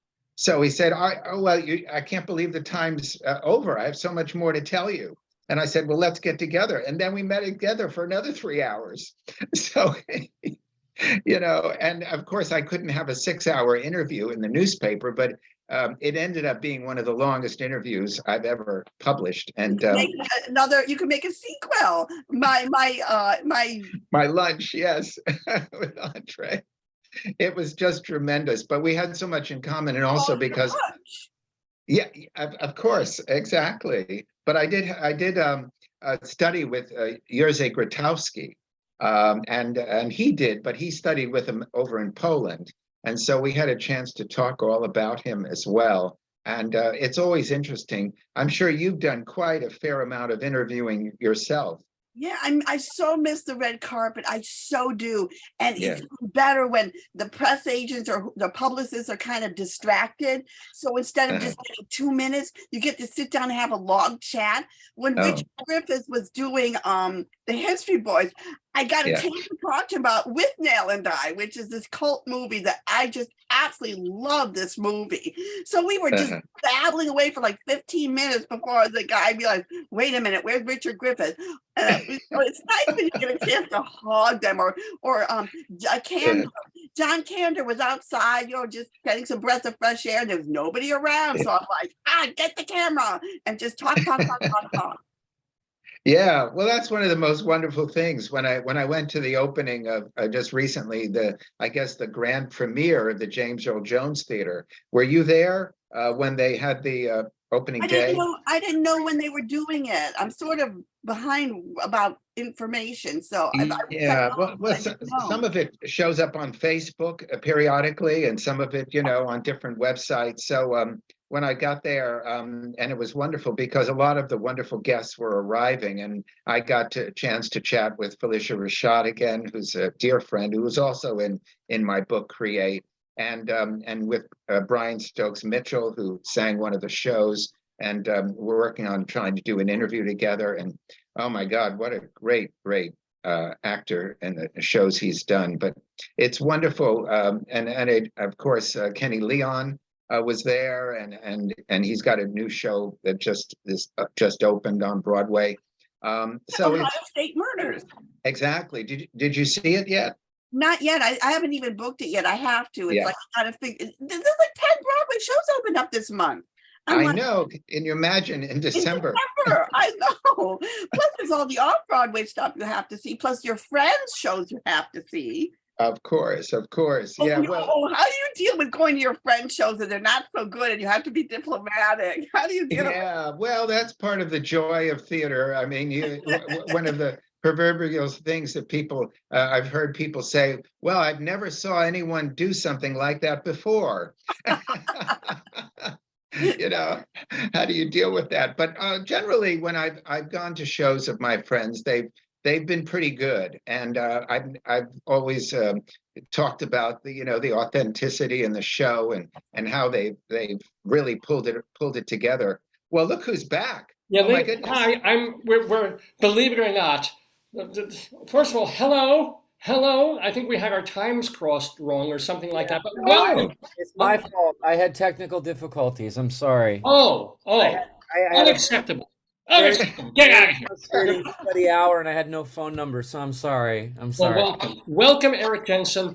Eric, you come on a rather interesting, interesting morning. So, first of all, let me introduce everybody to everybody. This is Eric Jensen. He is, well, he co-wrote The Exonerated and co-created that. He's also did the Lester Bangs solo show called, I'm sorry, I don't have this in front of me. How to be a rock critic. Thank you. How to Be a Rock Critic. And he is on Broadway now in a play called The Collaboration. You are collaborating right now, Eric, with Eva Heinemann, who has long hosted a show called High Drama of Theater Hi, Reviews. Hi, we've met, we've talked to each other because Oh yes, with when you did the Exonerated, Cold Country, yes. yes, I remember you. It's good to see you again. Hi. And near her is our great friend Ronald Rand. He writes about acting. He's also an actor himself. He does a one-man show about Harold Clurman. And he, if you've ever seen the newspaper, The Soul of the American Actor, he's been putting that out for 23 years. Oh my goodness. You know it. Yeah. Yeah, I love that. Well, thank you. Yeah, I have to tell you how much I've enjoyed your work over the years, especially The Exonerated, but I just saw you, of course, in The Collaboration.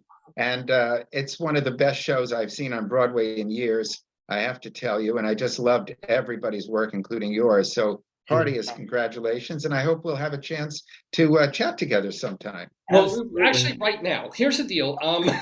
Eric, it's been a very messed up morning. I'm Dave Lefkowitz. Hi, Eric. Hi, Dave. So I host this program.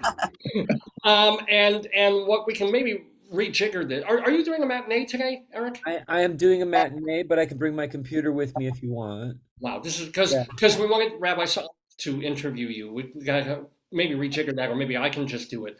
But before then, you were taking part in the quiz, right? The Today Yesterday trivia quiz with Eva and with Ronald. My issue is right now is when Lazy Boy has decided to try and replace a cabinet in my house, or an armoire, and they're removing it. They brought the new one, and the new one is broken.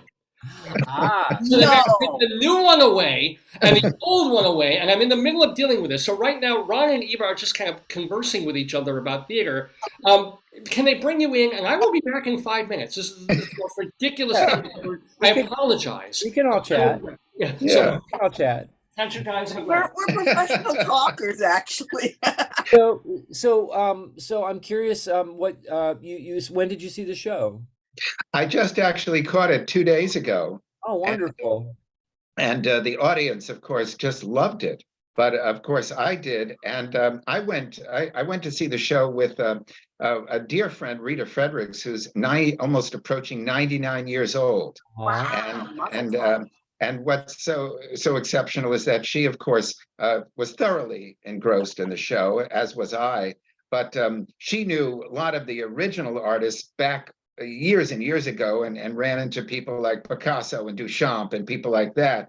So it was a whole different art world. But I actually ran into Andy Warhol when I was out giving out my newspaper, The Soul of the American Actor, years and years ago on the street. And I approached Andy, and he was giving out his interview magazines. So we exchanged together. And we chatted together about what he was working on and what was on the cover of his interview, and I talked about what was on the cover of my newspaper. So it was fun, a kind of meeting. And then 2 weeks later, I'm in a restaurant in the Village, and of course he's sitting a table away from me. So we sort of like calmly waved to each other like we were old friends. But Interview Magazine was our teacher at in my high school had Interview Magazine in the art room, and it was in there for references because there were so many great pictures and stuff like that. You could like draw from it, and there were all sorts of interesting stories about artists and that and a book by Tama Janowitz and a film called Next Stop Greenwich Village directed by Paul Mazursky were the reasons that I moved to New York City. So what is your part in Collaboration? Because I'm not seeing it till next week. I play Bruno Bischofberger, the art dealer, the gallerist, I guess you could call him. The play is about Andy Warhol and Jean-Michel Basquiat, they did a very famous collaboration in the 80s where they collaborated on a bunch of paintings together. And initially, the idea was Bruno Bischofberger's. From what I understand, Basquiat had visited him in Switzerland, and had been drawing on the floor with one of his kids. And he was like, "Oh, David will be back in a minute. Oh, look, here the guest. David will be back in a minute. We had a Thanks. delivery and they delivered another damaged product. So we had to return like a 100-pound dresser. So I'm translating in Spanish. So Thank I you. will be better. David will be we're back. all good. We're all good." Anyway, so it was Bischofberger's idea to bring this neo-expressionist artist and this pop artist together, to bring the two generations together. I guess it's sort of like Britney Spears and Phoebe Bridges collaborating together. Oh, In a way. That's kind of a stretch. Yeah, yeah. Well, I certainly appreciated where you were coming from as the art dealer, and the probing of trying to and trying to play each one, you might say, against each other to try to Right. get them together to collaborate. But it was also, it was very interesting to see what you had to deal with later on in their collaboration as well. And Sure. yeah, and I think you certainly found a way to do that. I was just going to ask you how you actually decided on how you approached him initially. At what kind of a as far as was he really very anxious to get them together? Was it dependent upon the success of the gallery, or was it also just personal glory, you might say? Um, Personally, I think, I mean, there's always ambition at the center of some things, but really what I based him on is I based him on pretty much every agent that I've ever worked with. You know, agents and art dealers too are like, father or mother confessors. They're psychologists. They're nannies sometimes. Mhm. And when you're trying to get two clients to work together, especially clients with big personalities like Warhol and Basquiat, and with big visions too, there's a finesse that you have to engage in to get people working well together. And my wife and I, having spent so much time on the other side of the table in the theater, having an 8 or 9 person cast, there's going to be conflict. There's going to be a disagreement. There's going to be things like that. And so I tapped into those personal experiences, and then Mm. added in what I think was Bruno's attitude towards his artists. I think he loved him like that. They were in his own kids. Yeah, yeah. I loved what the playwright did in creating all the incongruities and the complexity and the conflict of everyone. There was just one moment that I'm always thinking that an art gallery dealer is always thinking ahead. And when Basquiat was drawing on the floor, I was surprised because you said stop drawing on my floor, and here I am, thinking, well, all these Banksy is all over the place doing his paintings. I would think that the dealer at that moment would say, okay, he's drawing on my floor. All I have to do is cut out that little spot, and I've got another $100,000 drawing. Sure. Well, it's funny. There's a very famous Basquiat painting that it was a drawing that he did on Keith Haring's wall, and Haring loved it so much he cut it out of the wall and ended up Uh-huh. framing it. That piece of art was the center of some controversy a couple of years ago. Huh. But I think yeah, I had that question over and over again. I was like, well, I should just get some polyurethane and put it on. That's right. It's But another a priceless work of art yeah, in the it's moment. not. Well, when you sell the house, you could say, well, we have an original Basquiat on the floor. So Well, that's very funny that you say that, because we own our building in Brooklyn. It's a little 3-unit building that we got the last deal in the neighborhood. And many years ago, I haven't told this story yet, and I should tell this story. Many years ago, a very famous French artist, a street artist named Space Invader. And if you've seen his things, he makes things with tile, and he makes little Space Invaders guys with like bathroom tiles. Wow. And if you look around New York, you can see little Space Invaders all over New York City. But he's Oh, a very, yeah. very famous street artist.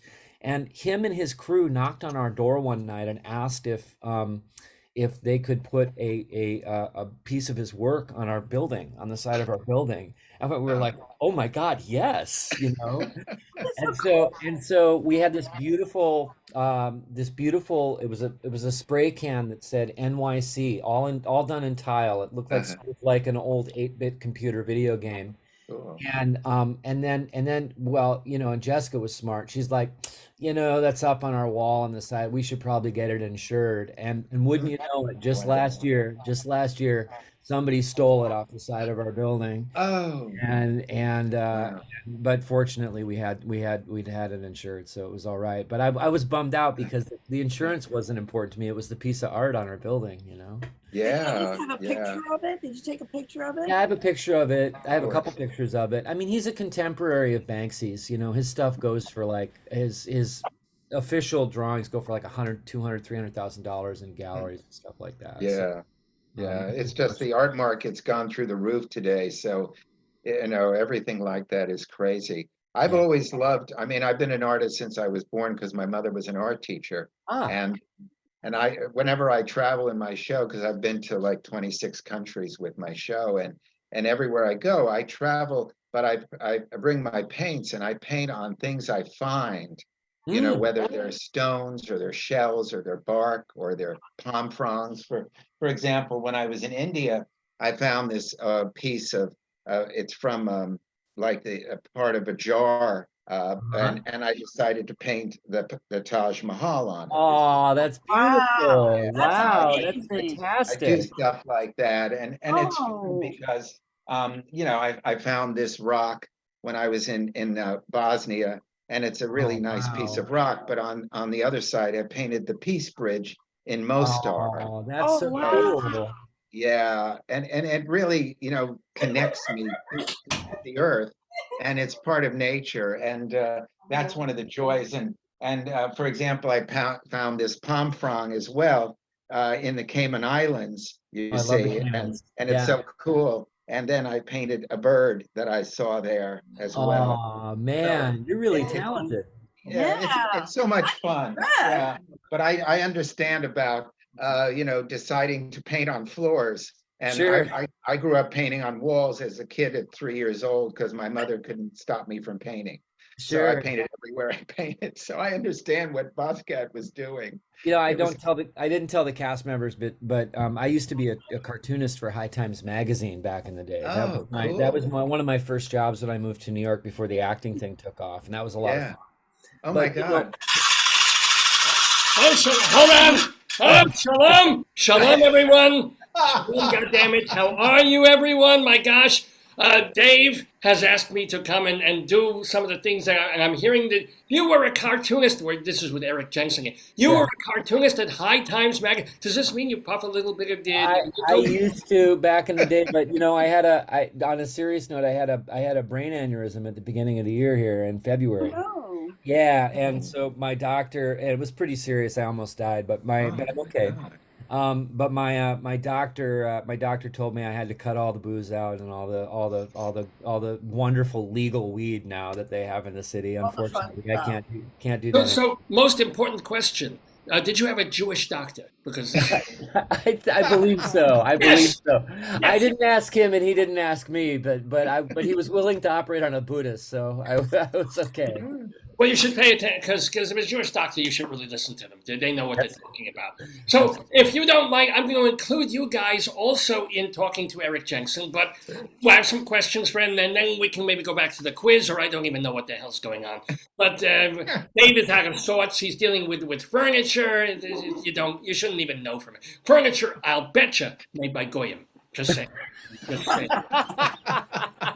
Literally, David's out there. He's looking at this cabinet that's going back. It says "Made in Vietnam." I'm like, 2 damaged cabinets. They're getting us back for Da Nang. I'm telling you, that's what this is all about. But you know, Erik Jensen. Welcome properly to the Daverhood, and shalom to you. So I'm sorry that I missed the early part of the conversation here. How are things going? When did you know that you had the character down of the art dealer that you play in the collaboration? Was there a moment where it was like, oh, I got him?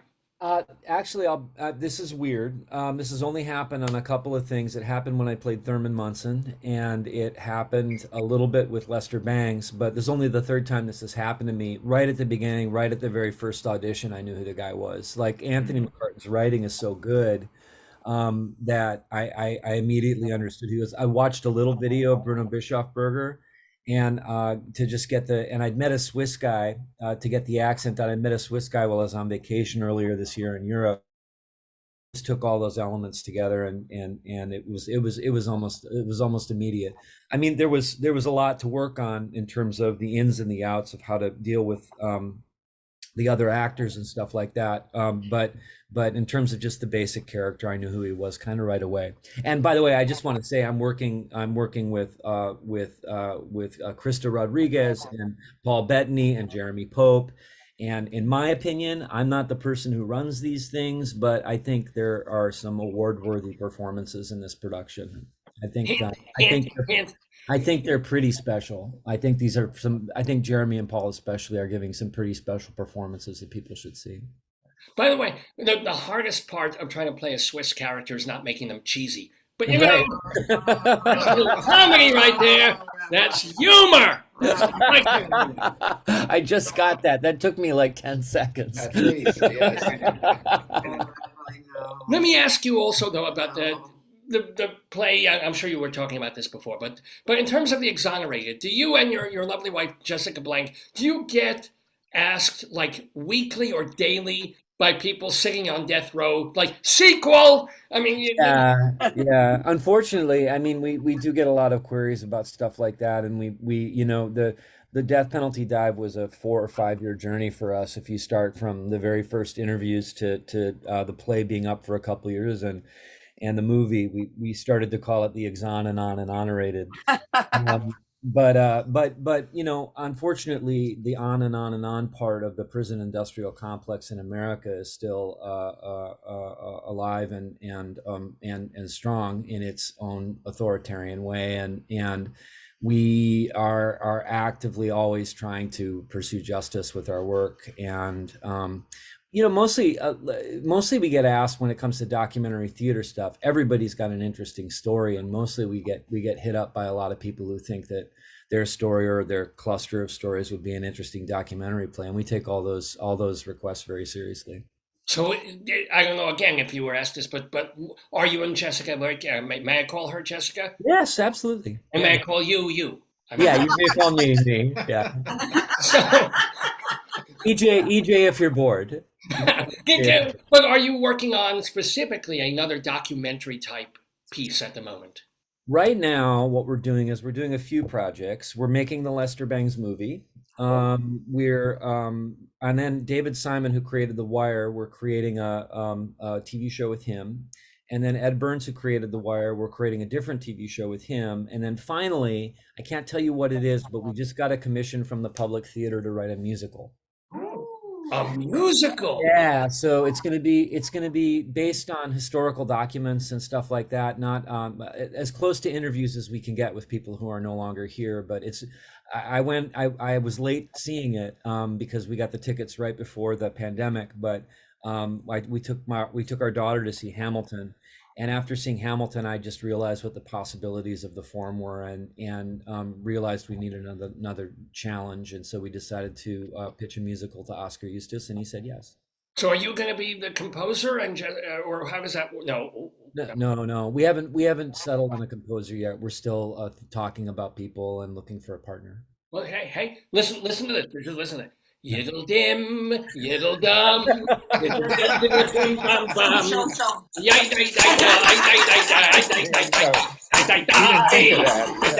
And you can reprise it over and over as necessary. Oh, I've got it. They're wonderful. It works on its own. Thank you very much. I wouldn't want to take that from you. So let me ask you also, yeah, all the theater that you're doing, the collaboration, but also I'm sure what has allowed you to live in a nice little New York apartment there, that I believe that's what you're in right now, right? Yeah, Brooklyn. You've been doing TV. What do Yeah. you, everybody says, oh, they'd rather do theater than TV, but has TV been the saving grace of your career that you can afford to write musicals? You can afford to go and do off-Broadway theater in this because, oh, you get to be on Mr. Robot. You get a thing on, what is it, For Life, and whatever else you're doing for television. Your thoughts? I mean, yeah, I really love TV and film as an art form. I love the pardon me, but the collaboration with the crew and with the director and the other actors. It's fast, it's low to the ground. You don't have much time to think about the choices that you're making, so you make good, solid choices on the fly. It's very spontaneous, and then you've moved on to new material the next day. It's sort of like being in a jazz quartet, whereas being in a play is like being in a classical music type thing. You know, it's they're two very different forms, but yeah. But I actually will say that the closest thing that I've been to, I'm a big Grateful Dead fan, and the closest thing that I've been in that's been as spontaneous and with as much back and forth really has been the collaboration. I mean, we're really like a group of musicians playing off one another. Wow. Well, I don't want to. Oh, of course, I always want to monopolize the camera because I'm me. But Eva, I interrupted you and Ron when you were talking to Eric. Are there more questions that you would want to ask him too, or do you have any questions, Eric, for him? Because I'm always filled with questions. I mean, I'm usually interviewing people, so I think I should probably sit back and keep my mouth shut. Yeah. Of course, that's what you do. So, but either of you guys want to continue?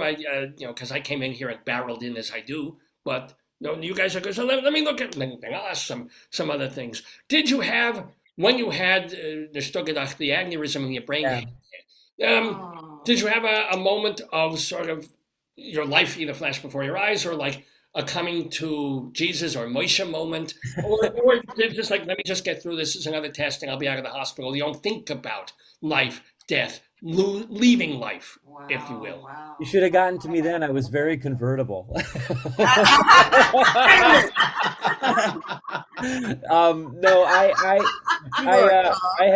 had a well, you know, I didn't have any symptoms leading up to it. I slurred some words about a week before, and you know, like I said, I'm in recovery, and I'd stopped drinking, and my wife said, "Are you drunk?" And I was like, "No, never." And what we'd missed was that the aneurysm was pressing on my blood vessels, and it was making my speech slur a little bit. So we missed that. And then it kind of came on me all of a sudden, and I think I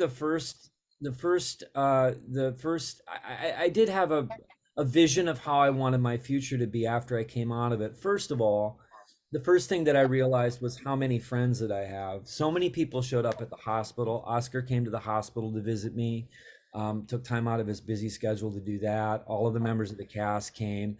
I had friends from past casts of Exonerated and of our other play Aftermath coming into my house to take care of me and feed me and hang out with me and watch TV while I would ask them over and over again where my wife was. And you know, so first of all, I realized what a wonderful community we've built here in New York City, and that's my strength. That's where I live, including my wife and my daughter. Second, I realized that you know, it's a cliche, but you know, I'm a Buddhist, so I'm supposed to believe we do this over and over and over again, but there is this one life and there is this one moment, and maybe I should do something with it. The key moment for me was when we were on vacation in Europe this year. I went to see a wonderful production, and I can't remember the director's name right now, in London, of The Seagull, starring my friend Indira Varma, who I'd done a TV show with. Oh, she's gorgeous. Ooh, yeah, she's amazing, and she's all sci-fi now. She's doing Dune. She's super cool. But Emilia Clarke from Game of Thrones was in the cast. And Amelia, I'm watching this amazing performance in The Seagull, and it dawned on me that Amelia had 2 brain aneurysms during Game of Thrones, and survived both of them, and was now doing this amazing play on the West End. And I sat there and I watched her beautiful performance, and I went, well, shit, if she can do it after going through much worse than I did, I can do it. And so I called my agents and I asked them to start putting me up for bigger stuff, because it was time, but also I didn't want to waste time. Broadway has never been on my bucket list. It's never been it was not ever the goal. My goal was never to be famous. My goal was just to express myself with my work. And I was fortunate to be able to do that in acting and directing and writing too. And I think if I'd really focused on it, maybe it would have come sooner, but it's really nice that it's coming now, especially since, the aneurysm was just in February, and my life has started over again. This is chapter 2. Mit Mazel. Let me ask you, very prominently on your arm is this very colorful tattoo thing. Sure. Oh, good God, holy shit, look at this Whoa. thing. Yeah. Why would you put this on your body? What is it? Jessica, is that your daughter's name? What is it? Jessica and Sadie and Jessica. And it's a Magnolia. My daughter's middle name is Magnolia. And then this is a Buddhist tattoo. It's called Mahakala. And Mahakala is roughly the wrathful form of the Buddha, the take no shit form of the Buddha. And I've got my Buddha on the other side here. Oh, look! Nice boobs! Look at that. Why does your Buddha have tits? Well, what's going on with that? That's been an ongoing conversation with my tattoo artist. I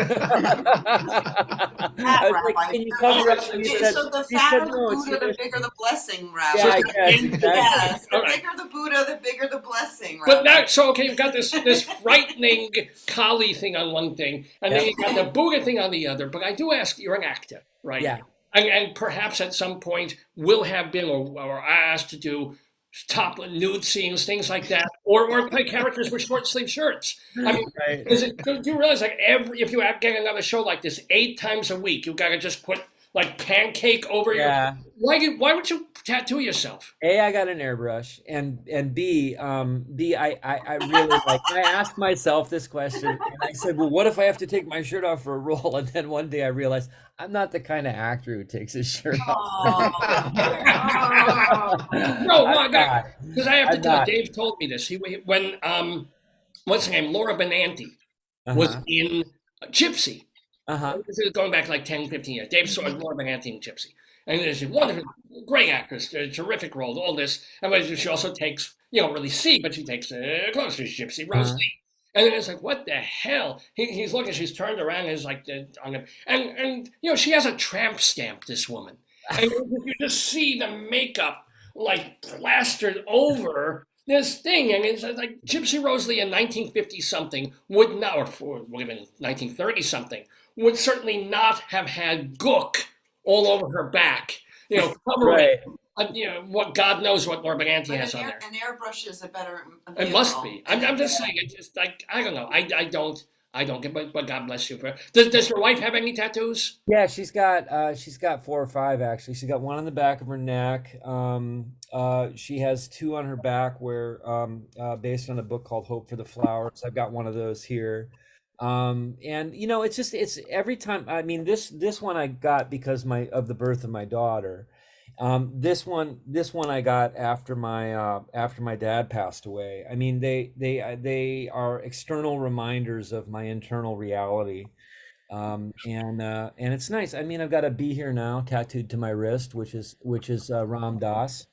And so I try to remember that when I'm feeling kind of weird, or if I'm feeling like insecure, I look down at that and I remember to be where I am. See, my computer has Ram Dass 2.0, so it's a very That's very funny. I got that one right away. Yeah, you did. And I hope your daughter doesn't have any tattoos at that. How old is she? Daughter, no, she's 13. She just turned 13. We officially got a teenager. A teenager arrived at our house yesterday. So she's having a big. My poor wife. There's going to be 10 girls sleeping over here upstairs tonight. So I'm going to sneak in the bottom part of the house and just stay away from the noise. I like the idea of 10 girls 24 years old sleeping over together. I could watch for No, hours. this is a very different Not situation. very, very different kind of. What if is your daughter creatively inclined? Do you think she'll go into music, film, painting, acting, or is she like no, mathematics or something? Yeah, no, she wants to go to LaGuardia. She's an arts kid for sure. Jessica suspects that she's a director in her heart, but there's two things going on. I mean, like she had her first audition. My manager called her in and said, "There's this major franchise that's like," and I can't say what it is, and because we signed a bunch of papers, and it's auditioning for this kind of character, and we think Sadie might be right. It was a sci-fi thing. We said sure, we'll audition Sadie, and she had like 4 or 5 callbacks for it. We were getting ready to move to California. We were like, oh my God, she's so good already. And then this year, in addition to our other work, my wife and I decided to write a movie for me and Sadie to do together. So we're gonna do a dad and daughter going back to the Midwest movie. We're gonna try to film that in August. How do you raise the money for? I mean, a movie, even if you're using video, if you're using the cell phone camera thing, it's thousands and thousands and thousands of dollars. I mean, do you do grant funding? Do you just beg? Do you max out your credit card? What the hell do you do to do a full-length movie? I mean, whatever it takes. We made the mistake of investing our own money in a couple projects a few years back, and the projects did fine, but it was a real strain on us. So I think that probably Jessica's the producer in the family, but we're doing some fundraising now. It's a micro budget film. It's under $500,000. So I love that micro, but the house I'm in is $500,000. Goddamn, involved. I mean, but you do what you can for art. If we got to take out a second mortgage to make the movie, we take out a second mortgage to make the movie. Really, you trust that it'll hit the festivals and be bought by what, HBO Max or what? Or yeah, I guess. I mean, I don't really like, it's just like the art market. I don't really understand the art market and how it works, but the film and TV market, they're hungry for good, solid movies, and there needs to be a place for them, and there need to be people who make them. And so, like, if you can meet those people and they'll pay you for it, it works out.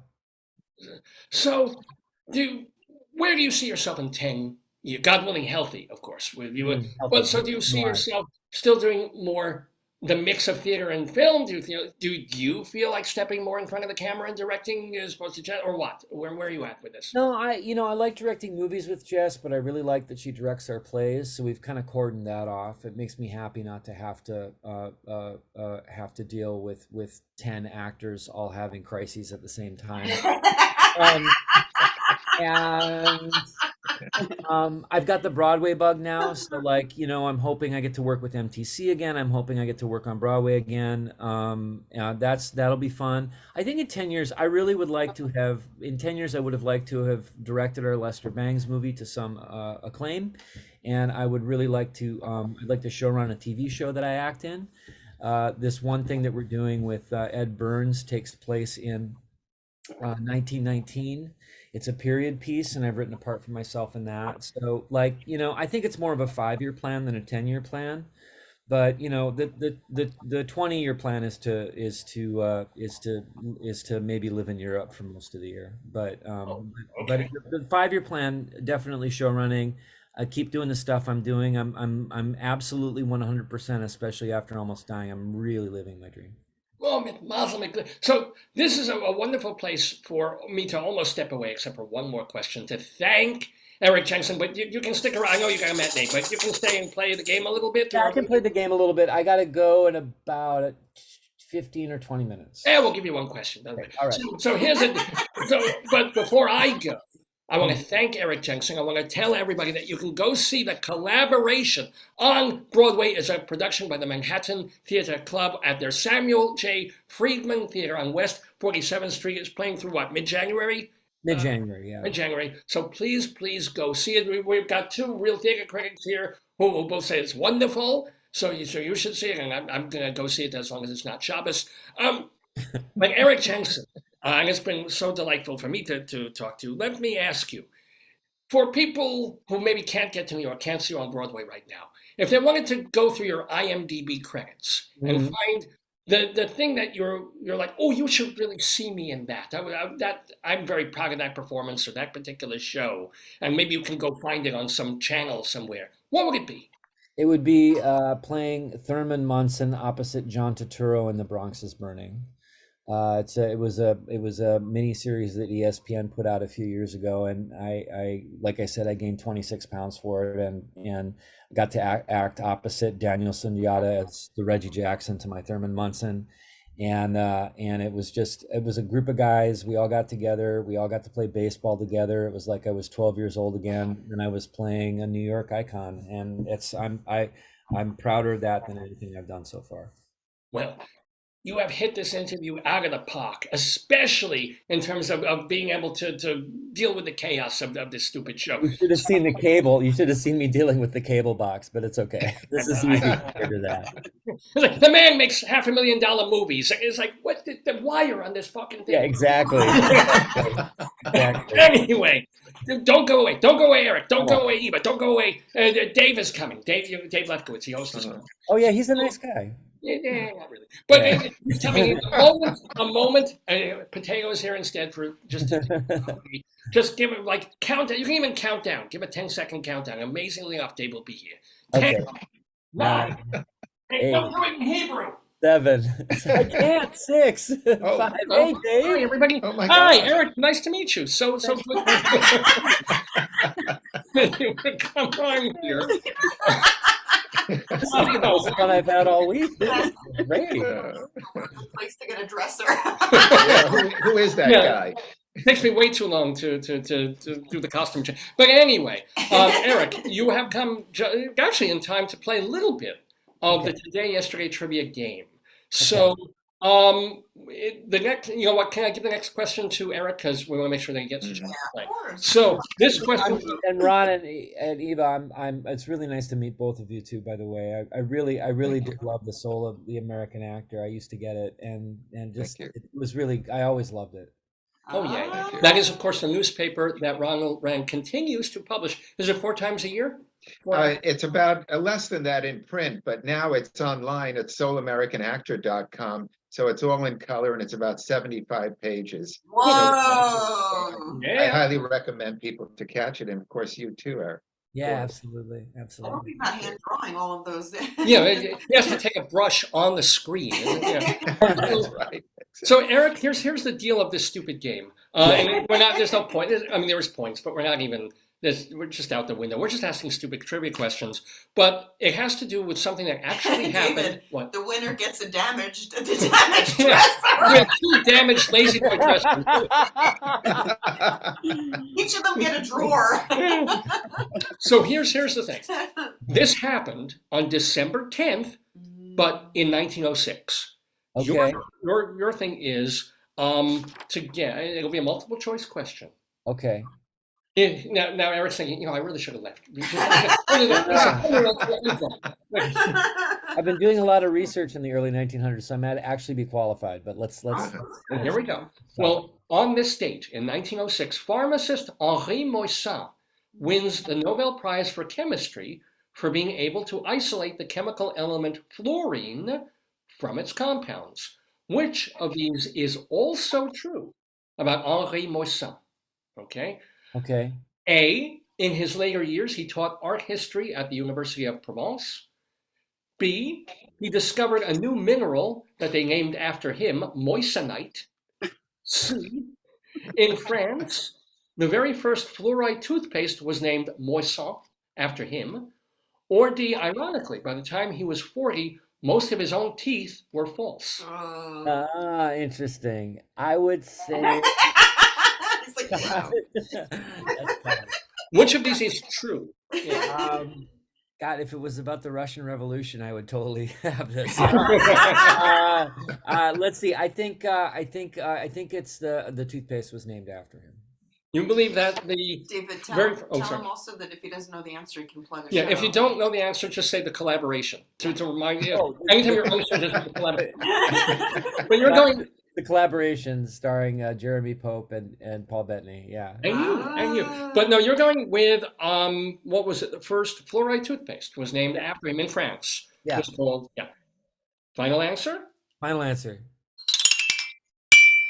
Well, I was going to make a gum disease joke, but I'm afraid that is not the correct answer. We're going to roll the die, and we're Oh, going to see. I came up with a number 6. Is that you? Who's that? that's me. Yeah. Rob, you get to steal this question. So, which of these is true about Henri Moissan? Hmm. I can read them again. The remaining. Yes, please. Yes. A, in his later years, he taught art history at the University of Provence. B, he discovered a new mineral that they named after him, moissanite. Or D, ironically, by the time he was 40, most of his own teeth were false.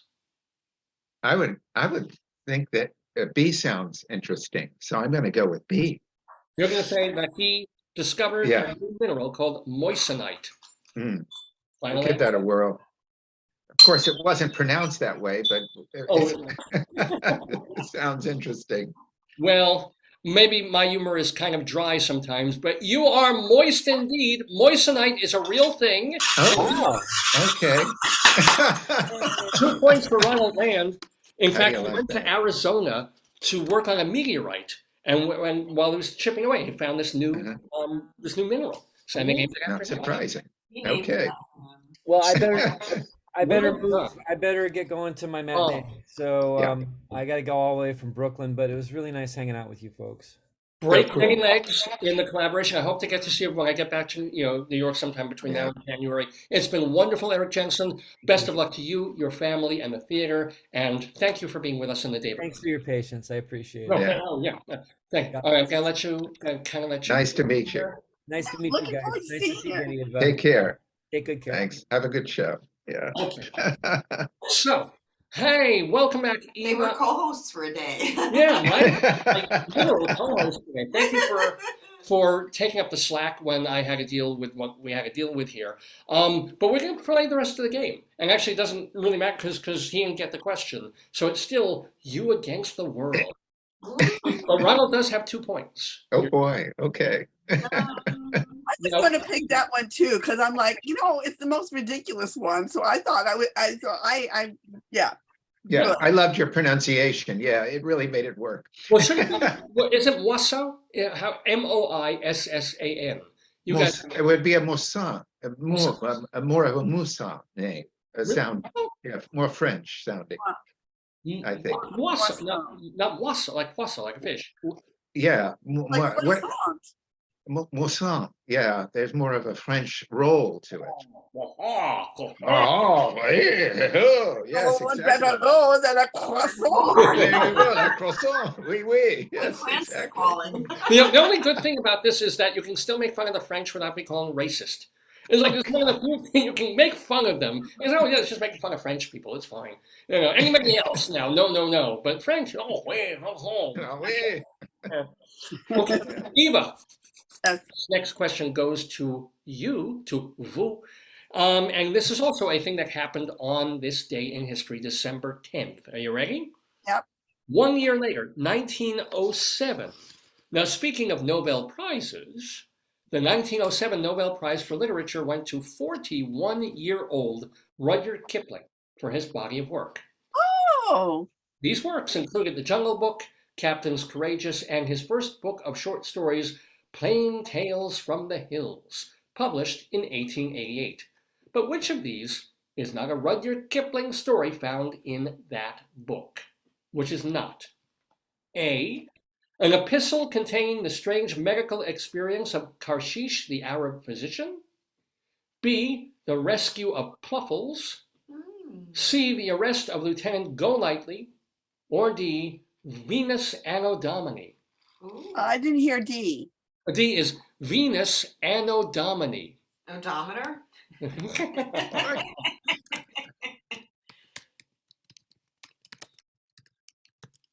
So, Which of these, this is Eva's question. So which of these is not? Not. Will you say them again, please? I absolutely will. Which of these is not part of Rudyard Kipling's book, his first book of short stories, Plain Tales from the Hills? A, an epistle containing the strange medical experience of Karshish, the Arab physician. B, the rescue of Pluffles. C, the arrest of Lieutenant Golightly. or D, Venus Anno Domini? Hmm. Damn it! I should actually get. I was actually at Rudyard Kipling's house. I did a whole tour of Rudyard Kipling. Wow. And then when I was a kid, I memorized a Rudyard Kipling poem. If you only could. Yeah, all right. So let's see. What was the second and fourth again? Of course. Well, the second B is The Rescue of Pluffles, or D, Venus Anno Domini. I'm gonna go with Venus and Domini.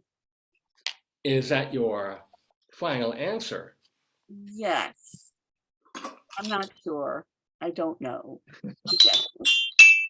Well, Ron, you might come down with Venus envy because Eva got this wrong. So you have a steal opportunity for 2 more points. Oh my goodness. Can you say them one more time, please? Sure. Which of these titles, which is not a short story in Rudyard Kipling's book from 1888, Plain Tales from the Hills, which is not? Is it A, an epistle containing the strange medical experience of Karshish, the Arab physician, B, the rescue of Pluffles, or C, the arrest of Lieutenant Golightly? It sounds bizarre to think that a C could possibly be it, but I'm going to try to say C. So you're going to say that C, the arrest of Lieutenant Golightly, is not a Rudyard Kipling story in the book. Is that your final answer? Final answer, yes. Well, don't deck the halls with holly, Golightly, because no, that's not the right answer. 0 points for both of you on this one. Oh, okay. Well, we tried. The weird part, the funny part of this is that the wrong answer, the one that Kipling did not write, Right. is an epistle containing the strange medical experience of Karshish, the Arab physician, Okay. which, that's not the weird part. The weird part is that is the title of a poem by Robert Browning. Oh, wow. That's why it sounded real to me, I guess. Yeah, And it sounded like, because I think of Gunga Din, he was in India, so it that's makes, right. yeah, He so. would be, yeah. No, And he liked nonsense. That's why I thought it wasn't Pluffle. I knew it wasn't Pluffle because well, Pluffles, is his actual. Yeah, that was real. That's a real story. he's a nonsense person. But who knew Yeah. Golightly had literary stuff before Truman Capote thought? I did not know that name would have been in the literature beforehand. So there you go. Wow. Okay. We come to our. How do we get here to number 4? Well, we're just going back and forth. So we next go to Ronald Rand directly. You do have a 2-point lead in this game, and this next question goes to you, and it's 3 clues in the news again. Okay. Now you know how it works. I hate these. My favorite. Yes. I'm glad you got it, not me. So here's your deal. I'm going to read 3 words, 3 clues. Yes. Your job is to figure out Right. which word connects to another word that we're looking for, and that word is has been in the news-ish. Sure. Ready? Yes. The words are Oh boy. open, Open. seed, Seed. sunny day. Oh. What? I'll read them again. One more time. Sure. Open, seed, sunny day. Wow. God.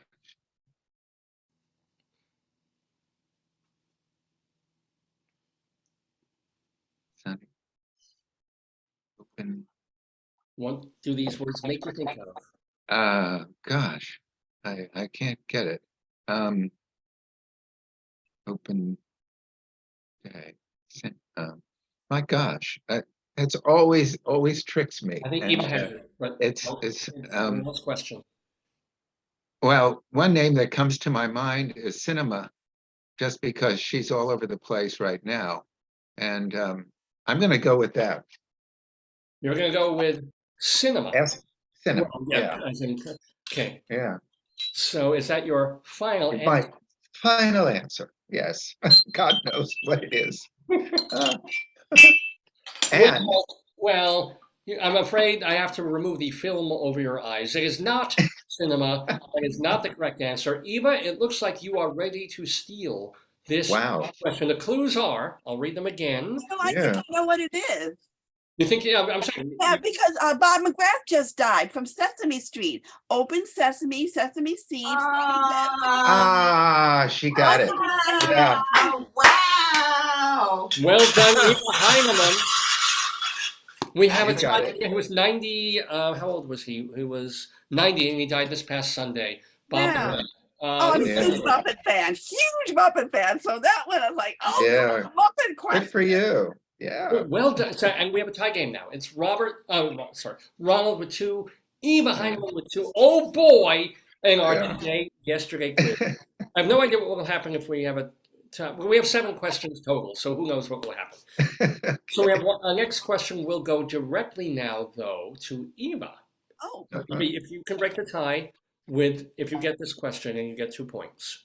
But this is a different kind of a question. Oh no. Thank you, Don. This is called Change One Letter. oh, I like these. Oh, good. Okay. But I did well on the last time. I Right. shifted Swift, so I think Leslie hates these. I think. No, Leslie actually likes these better than 3 clues. But Oh, okay. isn't that funny? I hated 3 clues and I got the 3 clues and I'll probably do terrible on this one because well, we'll see. So you know how Change One Letter works. It's 1 point per answer. We need 2 different answers here because you're going to think of a word and then another word, but there's 1 letter difference between them, and there's a poem that leads to both of them. So I can give you a sample for Change One Letter. It holds any picture you've got. Change 1 letter and it's hot.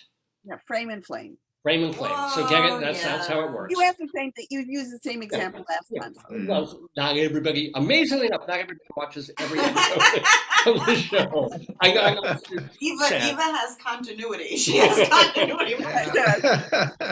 It's one the same thing. I don't remember what it was. Yeah. So Eva, here's yours, and it's a theatrical one, so Oh, boy. it's gonna be fun. Oh. Can she sing it? Sure. Is it a song? No. Okay. No. The year was 1896, just before we start the poem. 1896? Because this happened December 10th, 1896. That was a long time ago. Debuting tonight on the Parisian stage, a monstrous classic of absurdist rage.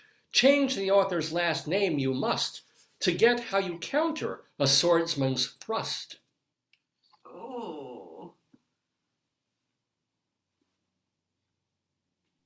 Wait, read that again. Absolutely. Debuting tonight on the Parisian stage, a monstrous classic of absurdist rage. Change the author's last name you must to get how you counter a swordsman's thrust. A musical? Huh.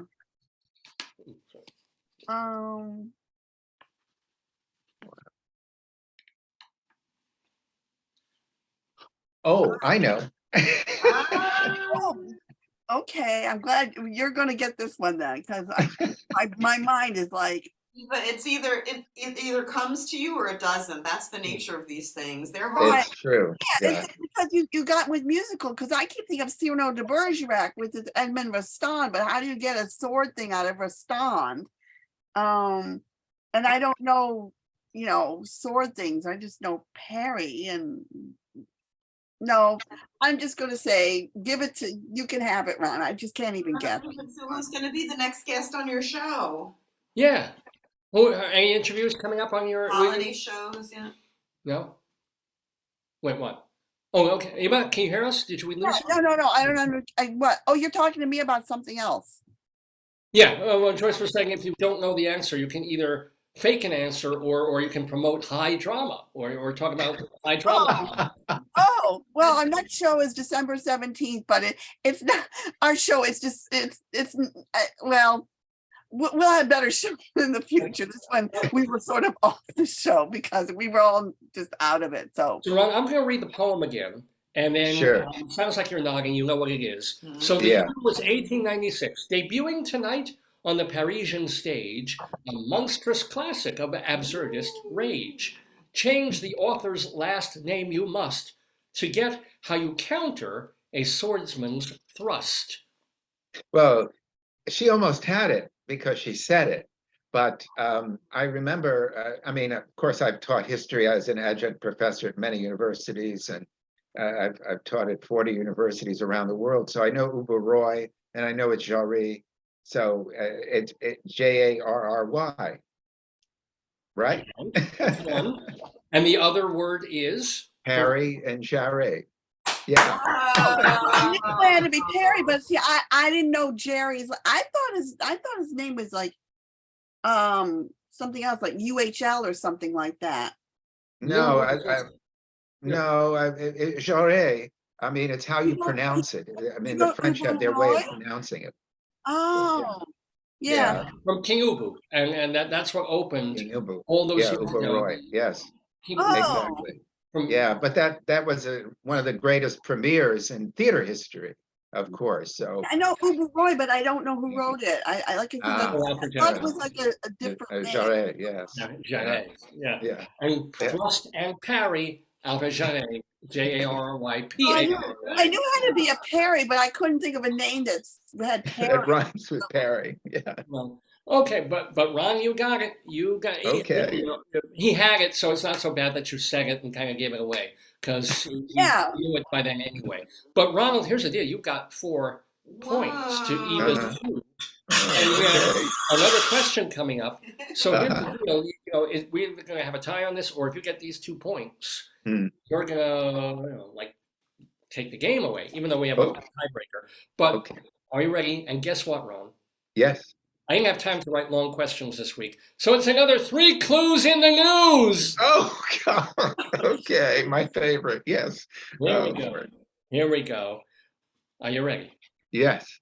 The 3 clues are up, Bronx, leader. Okay. Up, Bronx, leader. Gosh. They always get me. It's so tricky to figure it out. Up, Bronx, leader, right? Leader, Leader, yes. leader. Up, Bronx, leader. Hmm. Up, Bronx, leader. Oh.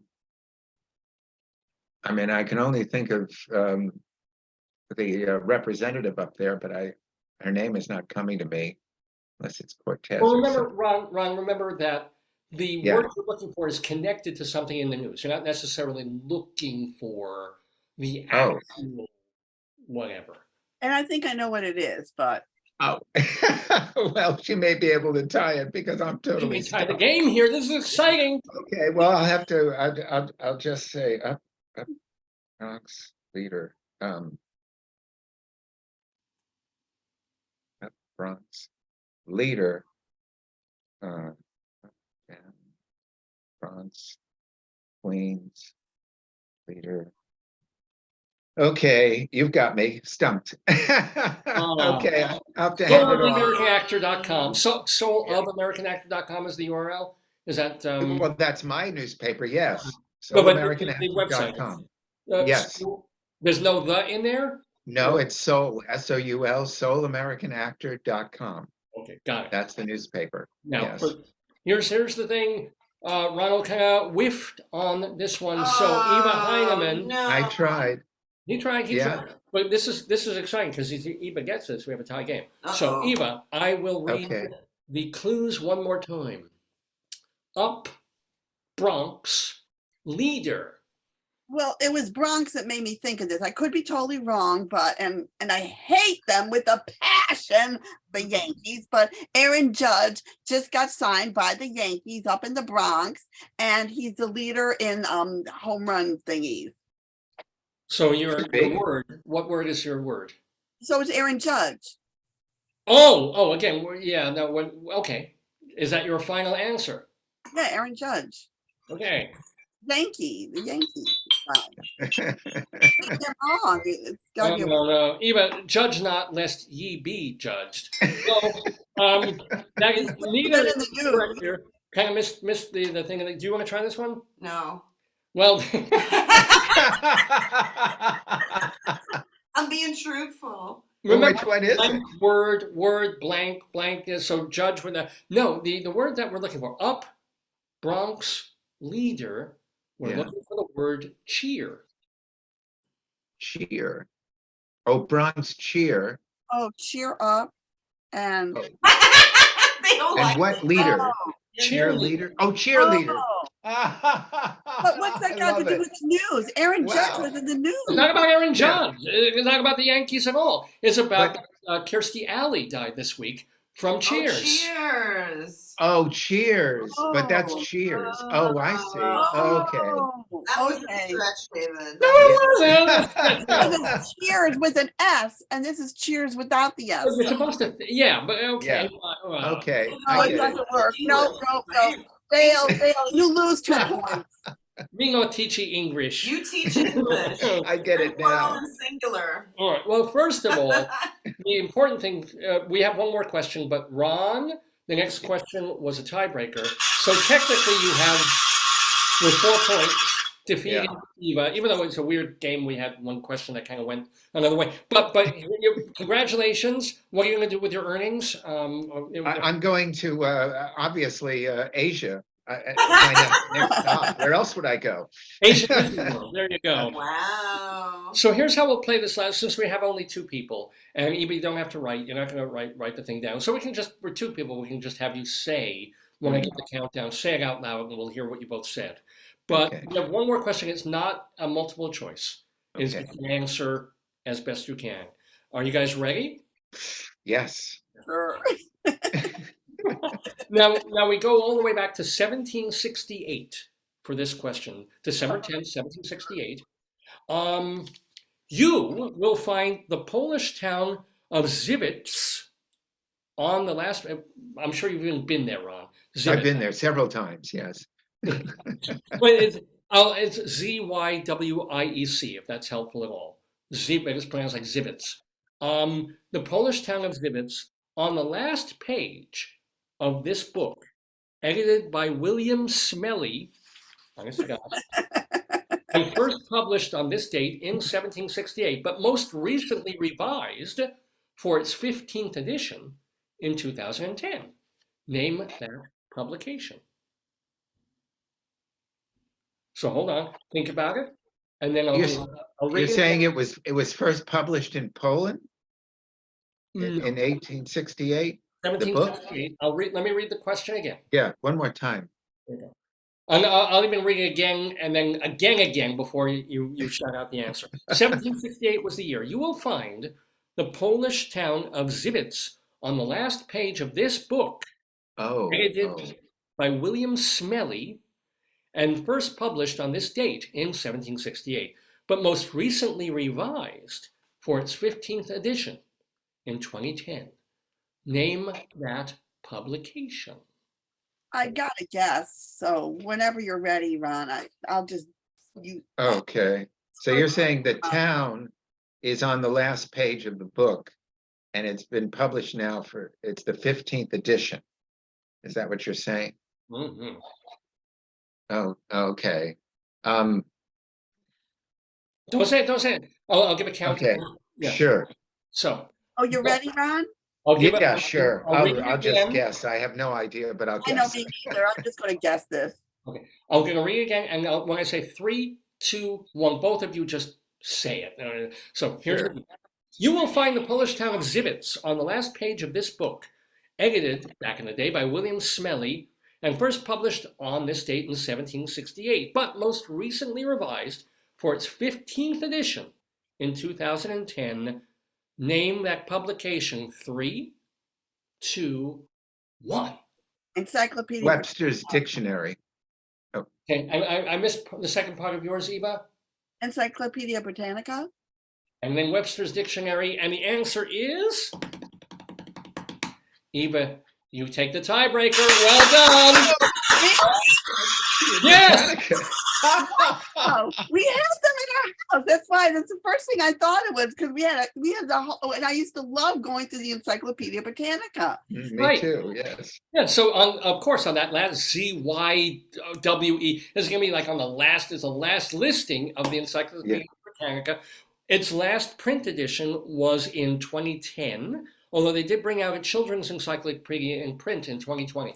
So there's And we couldn't give them away, so and I wanted to keep them, because we sold the house, but it was just they're so heavy, like 100 pounds, but they're so cool. I love the Encyclopedia Britannica. Yeah, I started reading them page to page when I was back in junior high school. So I pretty much read the entire Encyclopedia Britannica. It was really Yeah. cool. Yeah. It was. really great is to go back to from 1960s computer, a thing that telephone. My teacher sold them and we had to buy them. So my teacher, who was like the meanest teacher in the school, she sold them and she went to each student's parents' house and like said, basically, if you don't get this, like your kids can like not fail. Yeah.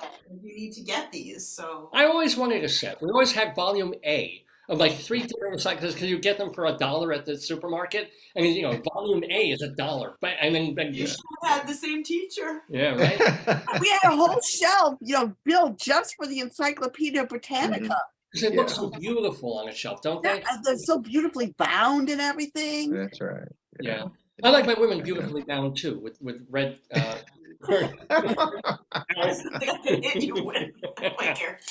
So, ladies and gentlemen, we have an absolutely super time, and I'm And incredibly grateful. you had co-hosts with the rabbi today. Yeah, it was amazing to see him in person again. Yeah.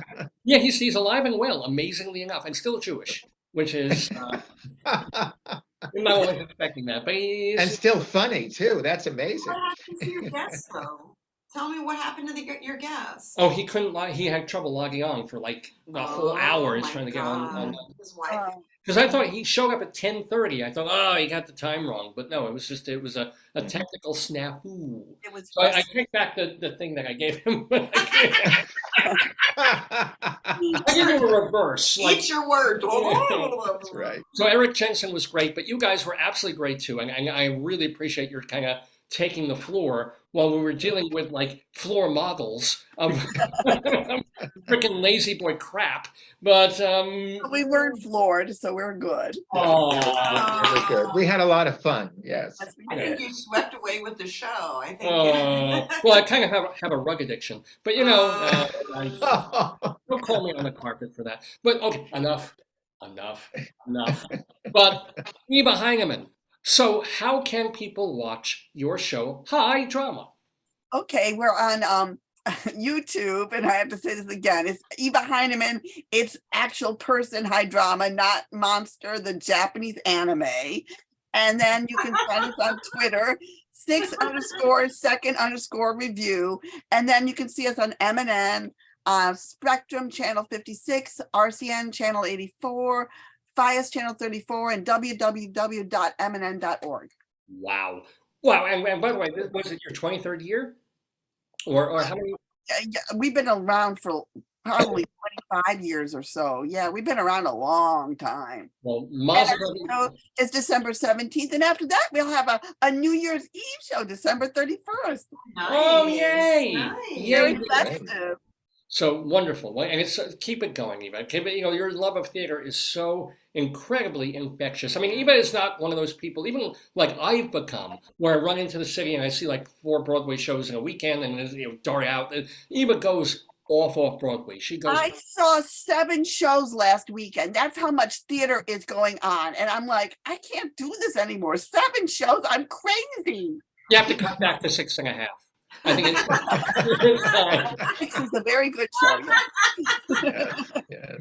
And Ronald Rand, speaking of theater, you are, of course, doing theater of your own. You might be going to Asia, but that's you can't really talk And about. Eastern Europe, yes. Yeah, What can you talk about? What's happening with you that people can, Well, it's so extraordinary that this new book that I wrote, Solo Transformation on Stage, is that it's just, I get so great responses, especially from young people who are very eager to create their own solo shows. And of course, there was that huge festival. United Solo just had that huge festival on Theater Row recently. So I got to talk to some people about the book there. But I've been getting a lot of professors who are using it now, teaching at different universities. And then my first book, which was Acting Teachers of America, is still being used in some classes around the country. But being in my 23rd year, bringing Harold Clurman alive and being able to continue sharing it. I mean, if people want to learn more about it, they can just go to letitbeart.com and learn more about Harold Clurman and everything that he's given us. Because one of the great things that, being able to see the progression of, and I talk about this in one of the chapters called Moments of Depth.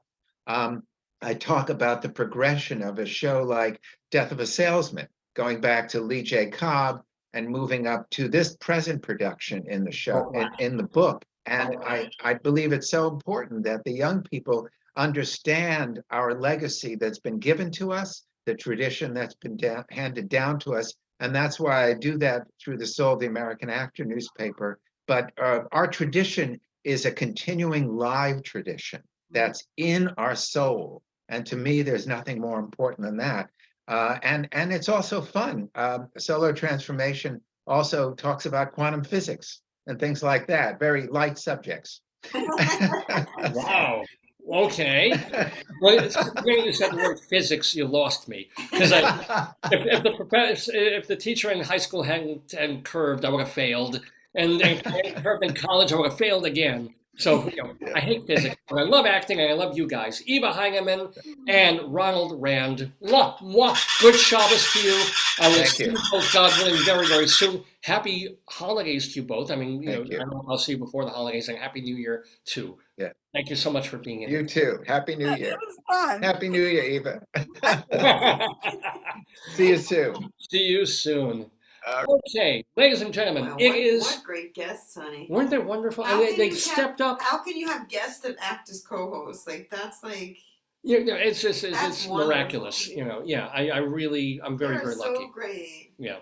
I mean, because I didn't know what the hell to do this morning because we knew the furniture was coming. We knew we'd have to deal with it. It's not fair to make Joyce just deal with us alone. No, So- mean, and you have you also had your guest your interview your guest to interview. Right. Well, yeah, it worked out that he was late. It actually worked out fantastically well. So from now on, guests show up an hour late. No, but it's amazing that you didn't have to let him in, that he wasn't in a waiting room. How did he? No, I had of course let him in. And they couldn't. I didn't make them Oh, you hosts. let him in? Yeah, I was no, I gonna say, rang oh, in. yeah.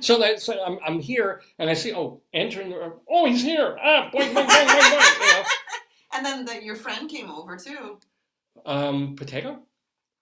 Oh, and of course, Rabbi Saul. Rabbi Saul, by the way, is the founder and spiritual leader of Temple Sons of Bitches in Great Neck, New York. Find out more about him at his website, shalomdammit.com. Shalom, DAMMIT. Shalom, damn Be it. cold with your short sleeves. Oh, I feel great. I mean, I'll change when we go shopping and stuff. But I don't anywho, want to shop. you don't. Do we have to? Not really. Or I might go later to one of the supermarkets and I grab. just mean we need Walgreens. Do you know how hard it is to find unsalted? You peanuts just in the get them shell? from Wally World and have them delivered. I guess I That's could where if they I were have it, pay. yeah. Well, or as long as I have enough from Wally World where the shipping is Yeah, covered. just get tallying paper from there and we're good. Wait, Wally World or Target? Oh, tallying paper from Wally World too. Oh, okay. Well, I fine. can Yeah. see if they have your peanuts. You did say peanuts, right? My Comedy. phone now does not recognize my thumb. I have my father's disease. No, you're no bigger than my thumb. By the way, speaking of being recognized, you should recognize that. That's a terrible segue. If you missed any or all or part of this episode or any episode of Dave's Gone By, all 870 something of them, remember you can go to davesgoneby.com. That is our official website, davesgoneby.com. You can hear the first episode. It's an hour long that we did back in October of 2002 on terrestrial radio. The audio is right there. You'll hear how young I sound and how nervous I was and how many things I was trying to cram into an hour. And then you can roll it back forward a couple of years and listen to a show from 2012. And then move all the way up to like 2019 when we started doing these shows as video programs. And those are all there too. Plus all the wonderful interviews we've done with actors and directors and writers and music people and people from all walks of life. All the interviews are part of the shows, but we even have a separate archive where the interviews have been extracted and you just get to hear those. Either way, it's all free. It's all available to you. davesgoneby.com. You can also find all our content on our page at archive.org. Archive.org. It's a nonprofit website that gathers art and entertainment from the past, 8,000 years. Whatever's in public domain or whatever they get permission to have, you can put it at archive.org and find us there. Plus, you'll find our audio at castbox.fm, which is specifically if you want to listen to podcasts, castbox.fm. We have a YouTube channel as well. And remember that even if you just stay on the Facebook page and you keep scrolling and scrolling, you can watch the past couple of years of the show because, Facebook keeps them unless you delete them. So if you want to see last week's show, just scroll down a little bit and there it will be. You don't even have to go to davesgoneby.com or archive.org. But I want to let you know they're there. That is where the show lives, as well as on this Facebook page. You can email me, davesgoneby@aol.com. You can check my Twitter feed, Radio Dave 2, and please also check the different website that I put my writing in. I've been collating and compiling my writings from the past 30-something, 40 years. Wow. At davelefkowitz.org. I've had to let it go this whole semester because I've just been too busy, but maybe over the break I'll be able to pop a few more things on there from years past. davelefkowitz.org. And gee, it's 10 minutes almost to noon. Of course it is. Eastern time in the Daverhood. I didn't know what the hell this show would turn into. And here we are with only 10 minutes left. What do? We had our guest, You're Erik Colorado Jensen. Limerick of poo-poo. Joyce, how nice, what a wonderful wife I have. That she reminds me that I have to do the worst, most disgusting segment of all, the Colorado Limerick of the Damned. Thank you, dear. Thank you for Welcome. letting everybody suffer. But before you do that, let me give a shout out to other people who have been on this program in months and years. Oh, what's the point? When I type in peanuts in shell, and it types in peanuts in shell for squirrels in Walmart. There you go.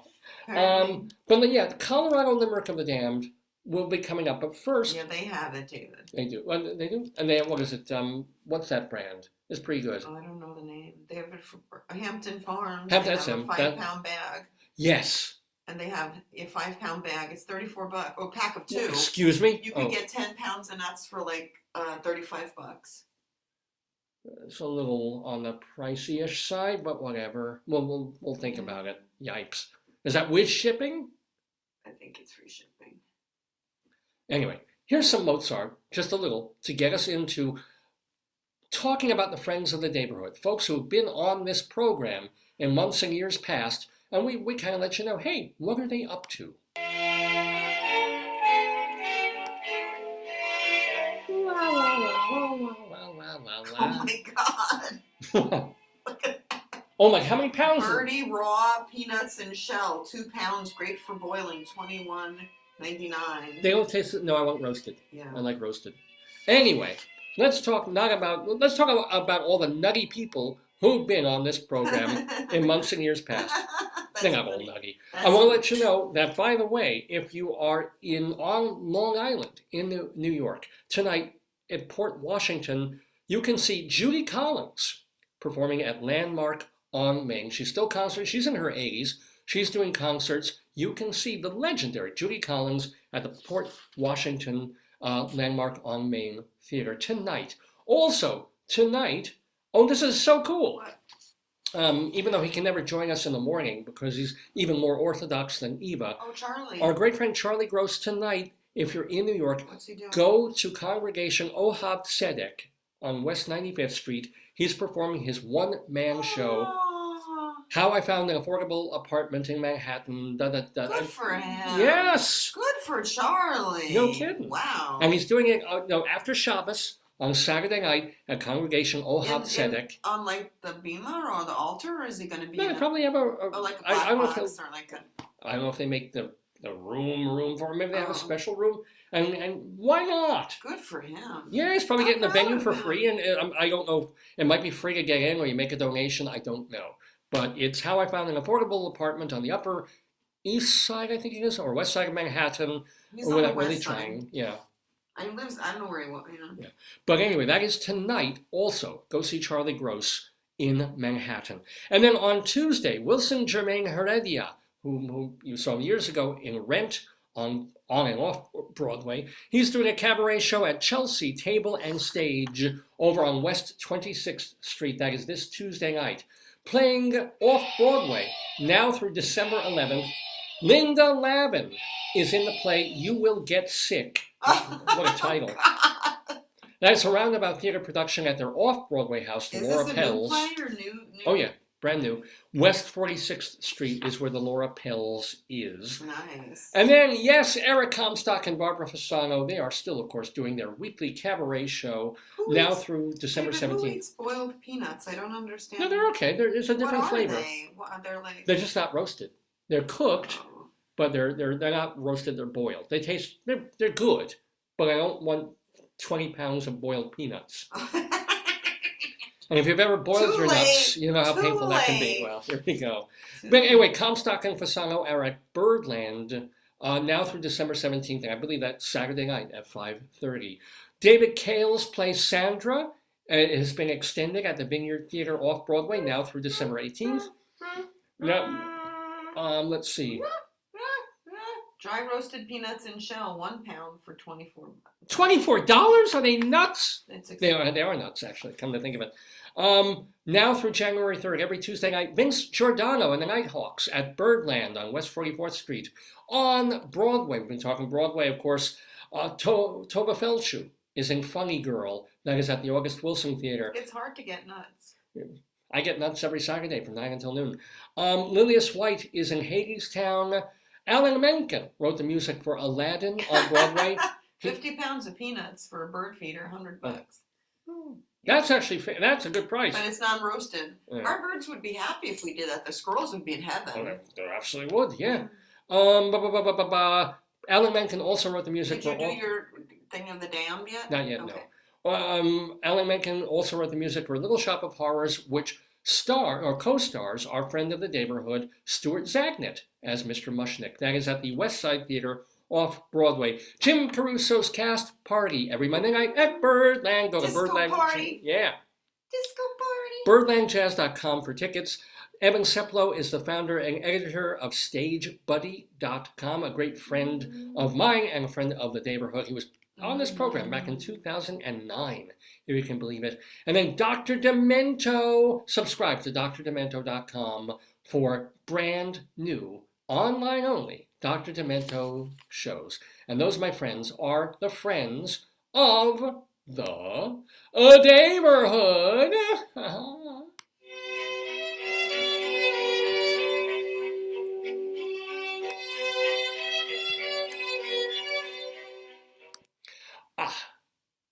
Well, hon, I'm a poet and I know it. So before we close this 873rd rather weird episode of Dave's Gone By. I think it was an expansion of your creative energy. It was very good. Yeah, let other people do the show. I think you're lucky you have people who carry your stuff. It's Yeah, nice. hell yeah. I mean, they can't, not as well as I do, of course. No, but they could fill in. I mean, you need like an understudy. Yeah, absolutely. I got these prices. Why not? So here's the deal. Joyce and I lived for several years in lovely northern Colorado, in a town called Greeley, northern Colorado, about an hour and 15 minutes drive north of Denver. So while we were there, I got it into my head to write a poem about as many places in Colorado as I possibly could. Don't know why I thought of this, but if I saw the name of a place in Colorado, I'm like, I can write a filthy, often sexual, sometimes sick, disgusting, reprehensible poem about all these places. And let me do a few of these.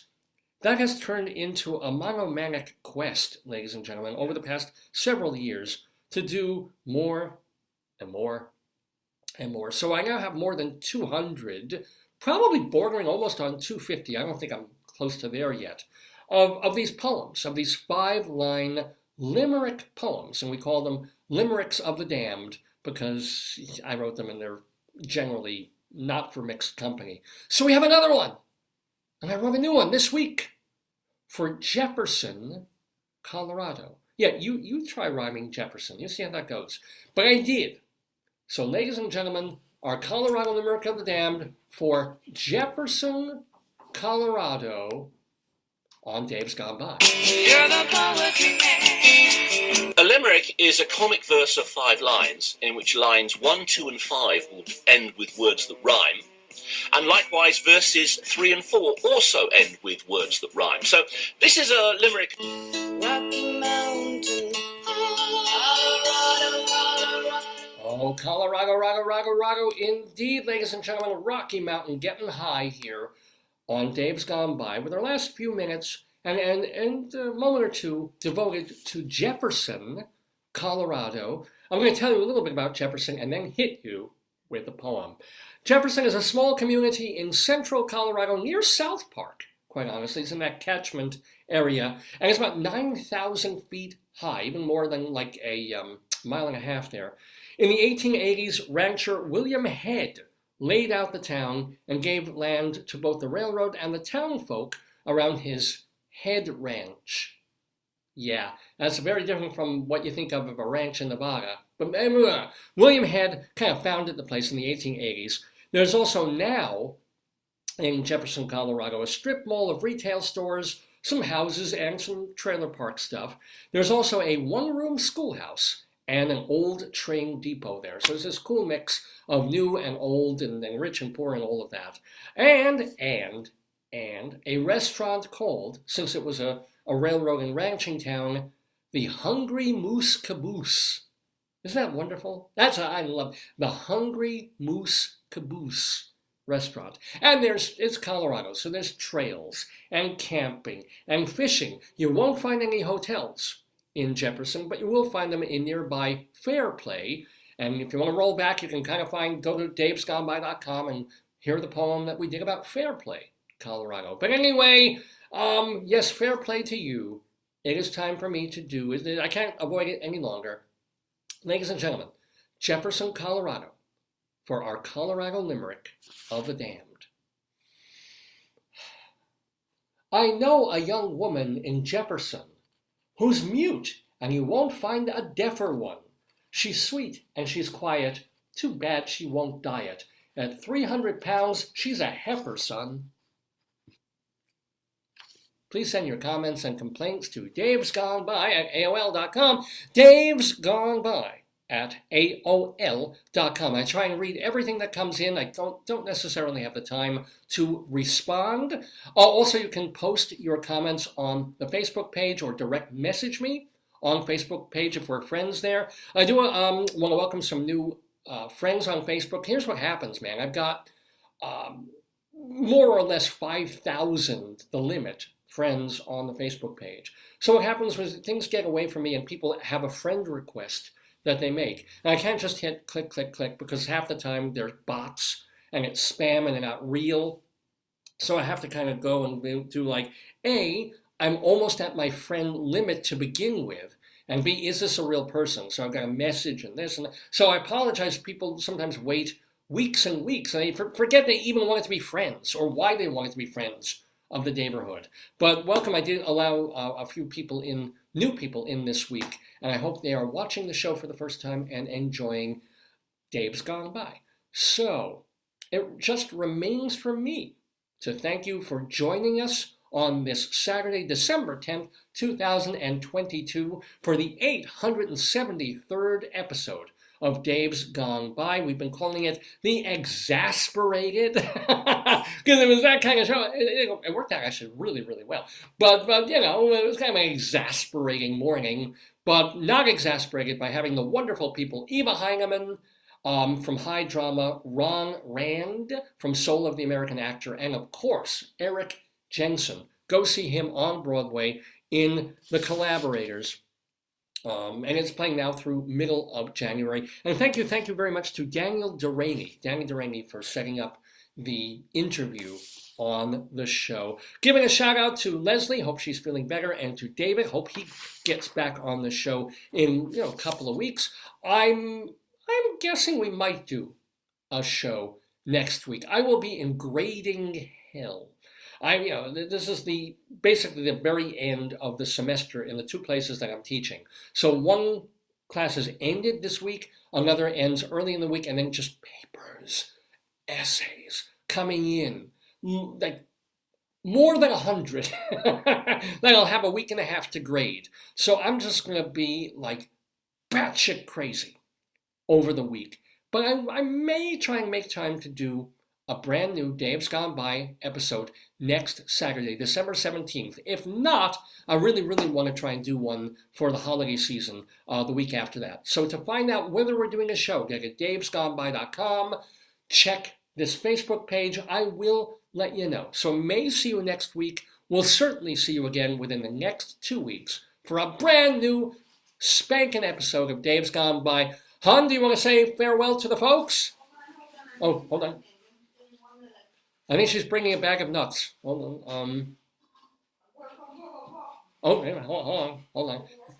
My darling and wonderful and adorable wife, Joyce, who, with whom I couldn't and shouldn't and wouldn't.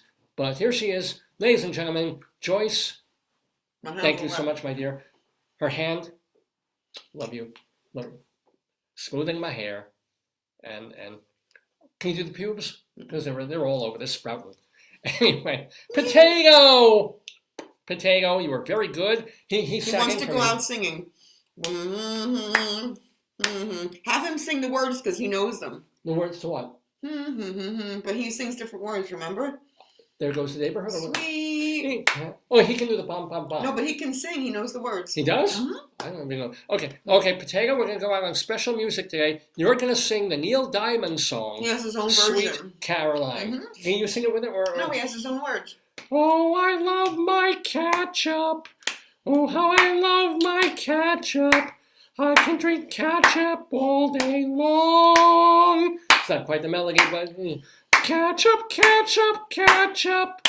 Did I mention ketchup? This is my ketchup song. Wait. Oh, sweet bottle of Heinz. Bum, bum, bum. I can never get enough. People are literally adjusting their hearing aids like 5 miles away. Like, sweet. Wait, I think the neighbor's dog is screaming. Bum, bum, bum. I think we should probably play this instead and Gone By. Days gone by. Days gone by. Bum, bum, bum. Days gone by. Bum, bum, bum, and Gone By.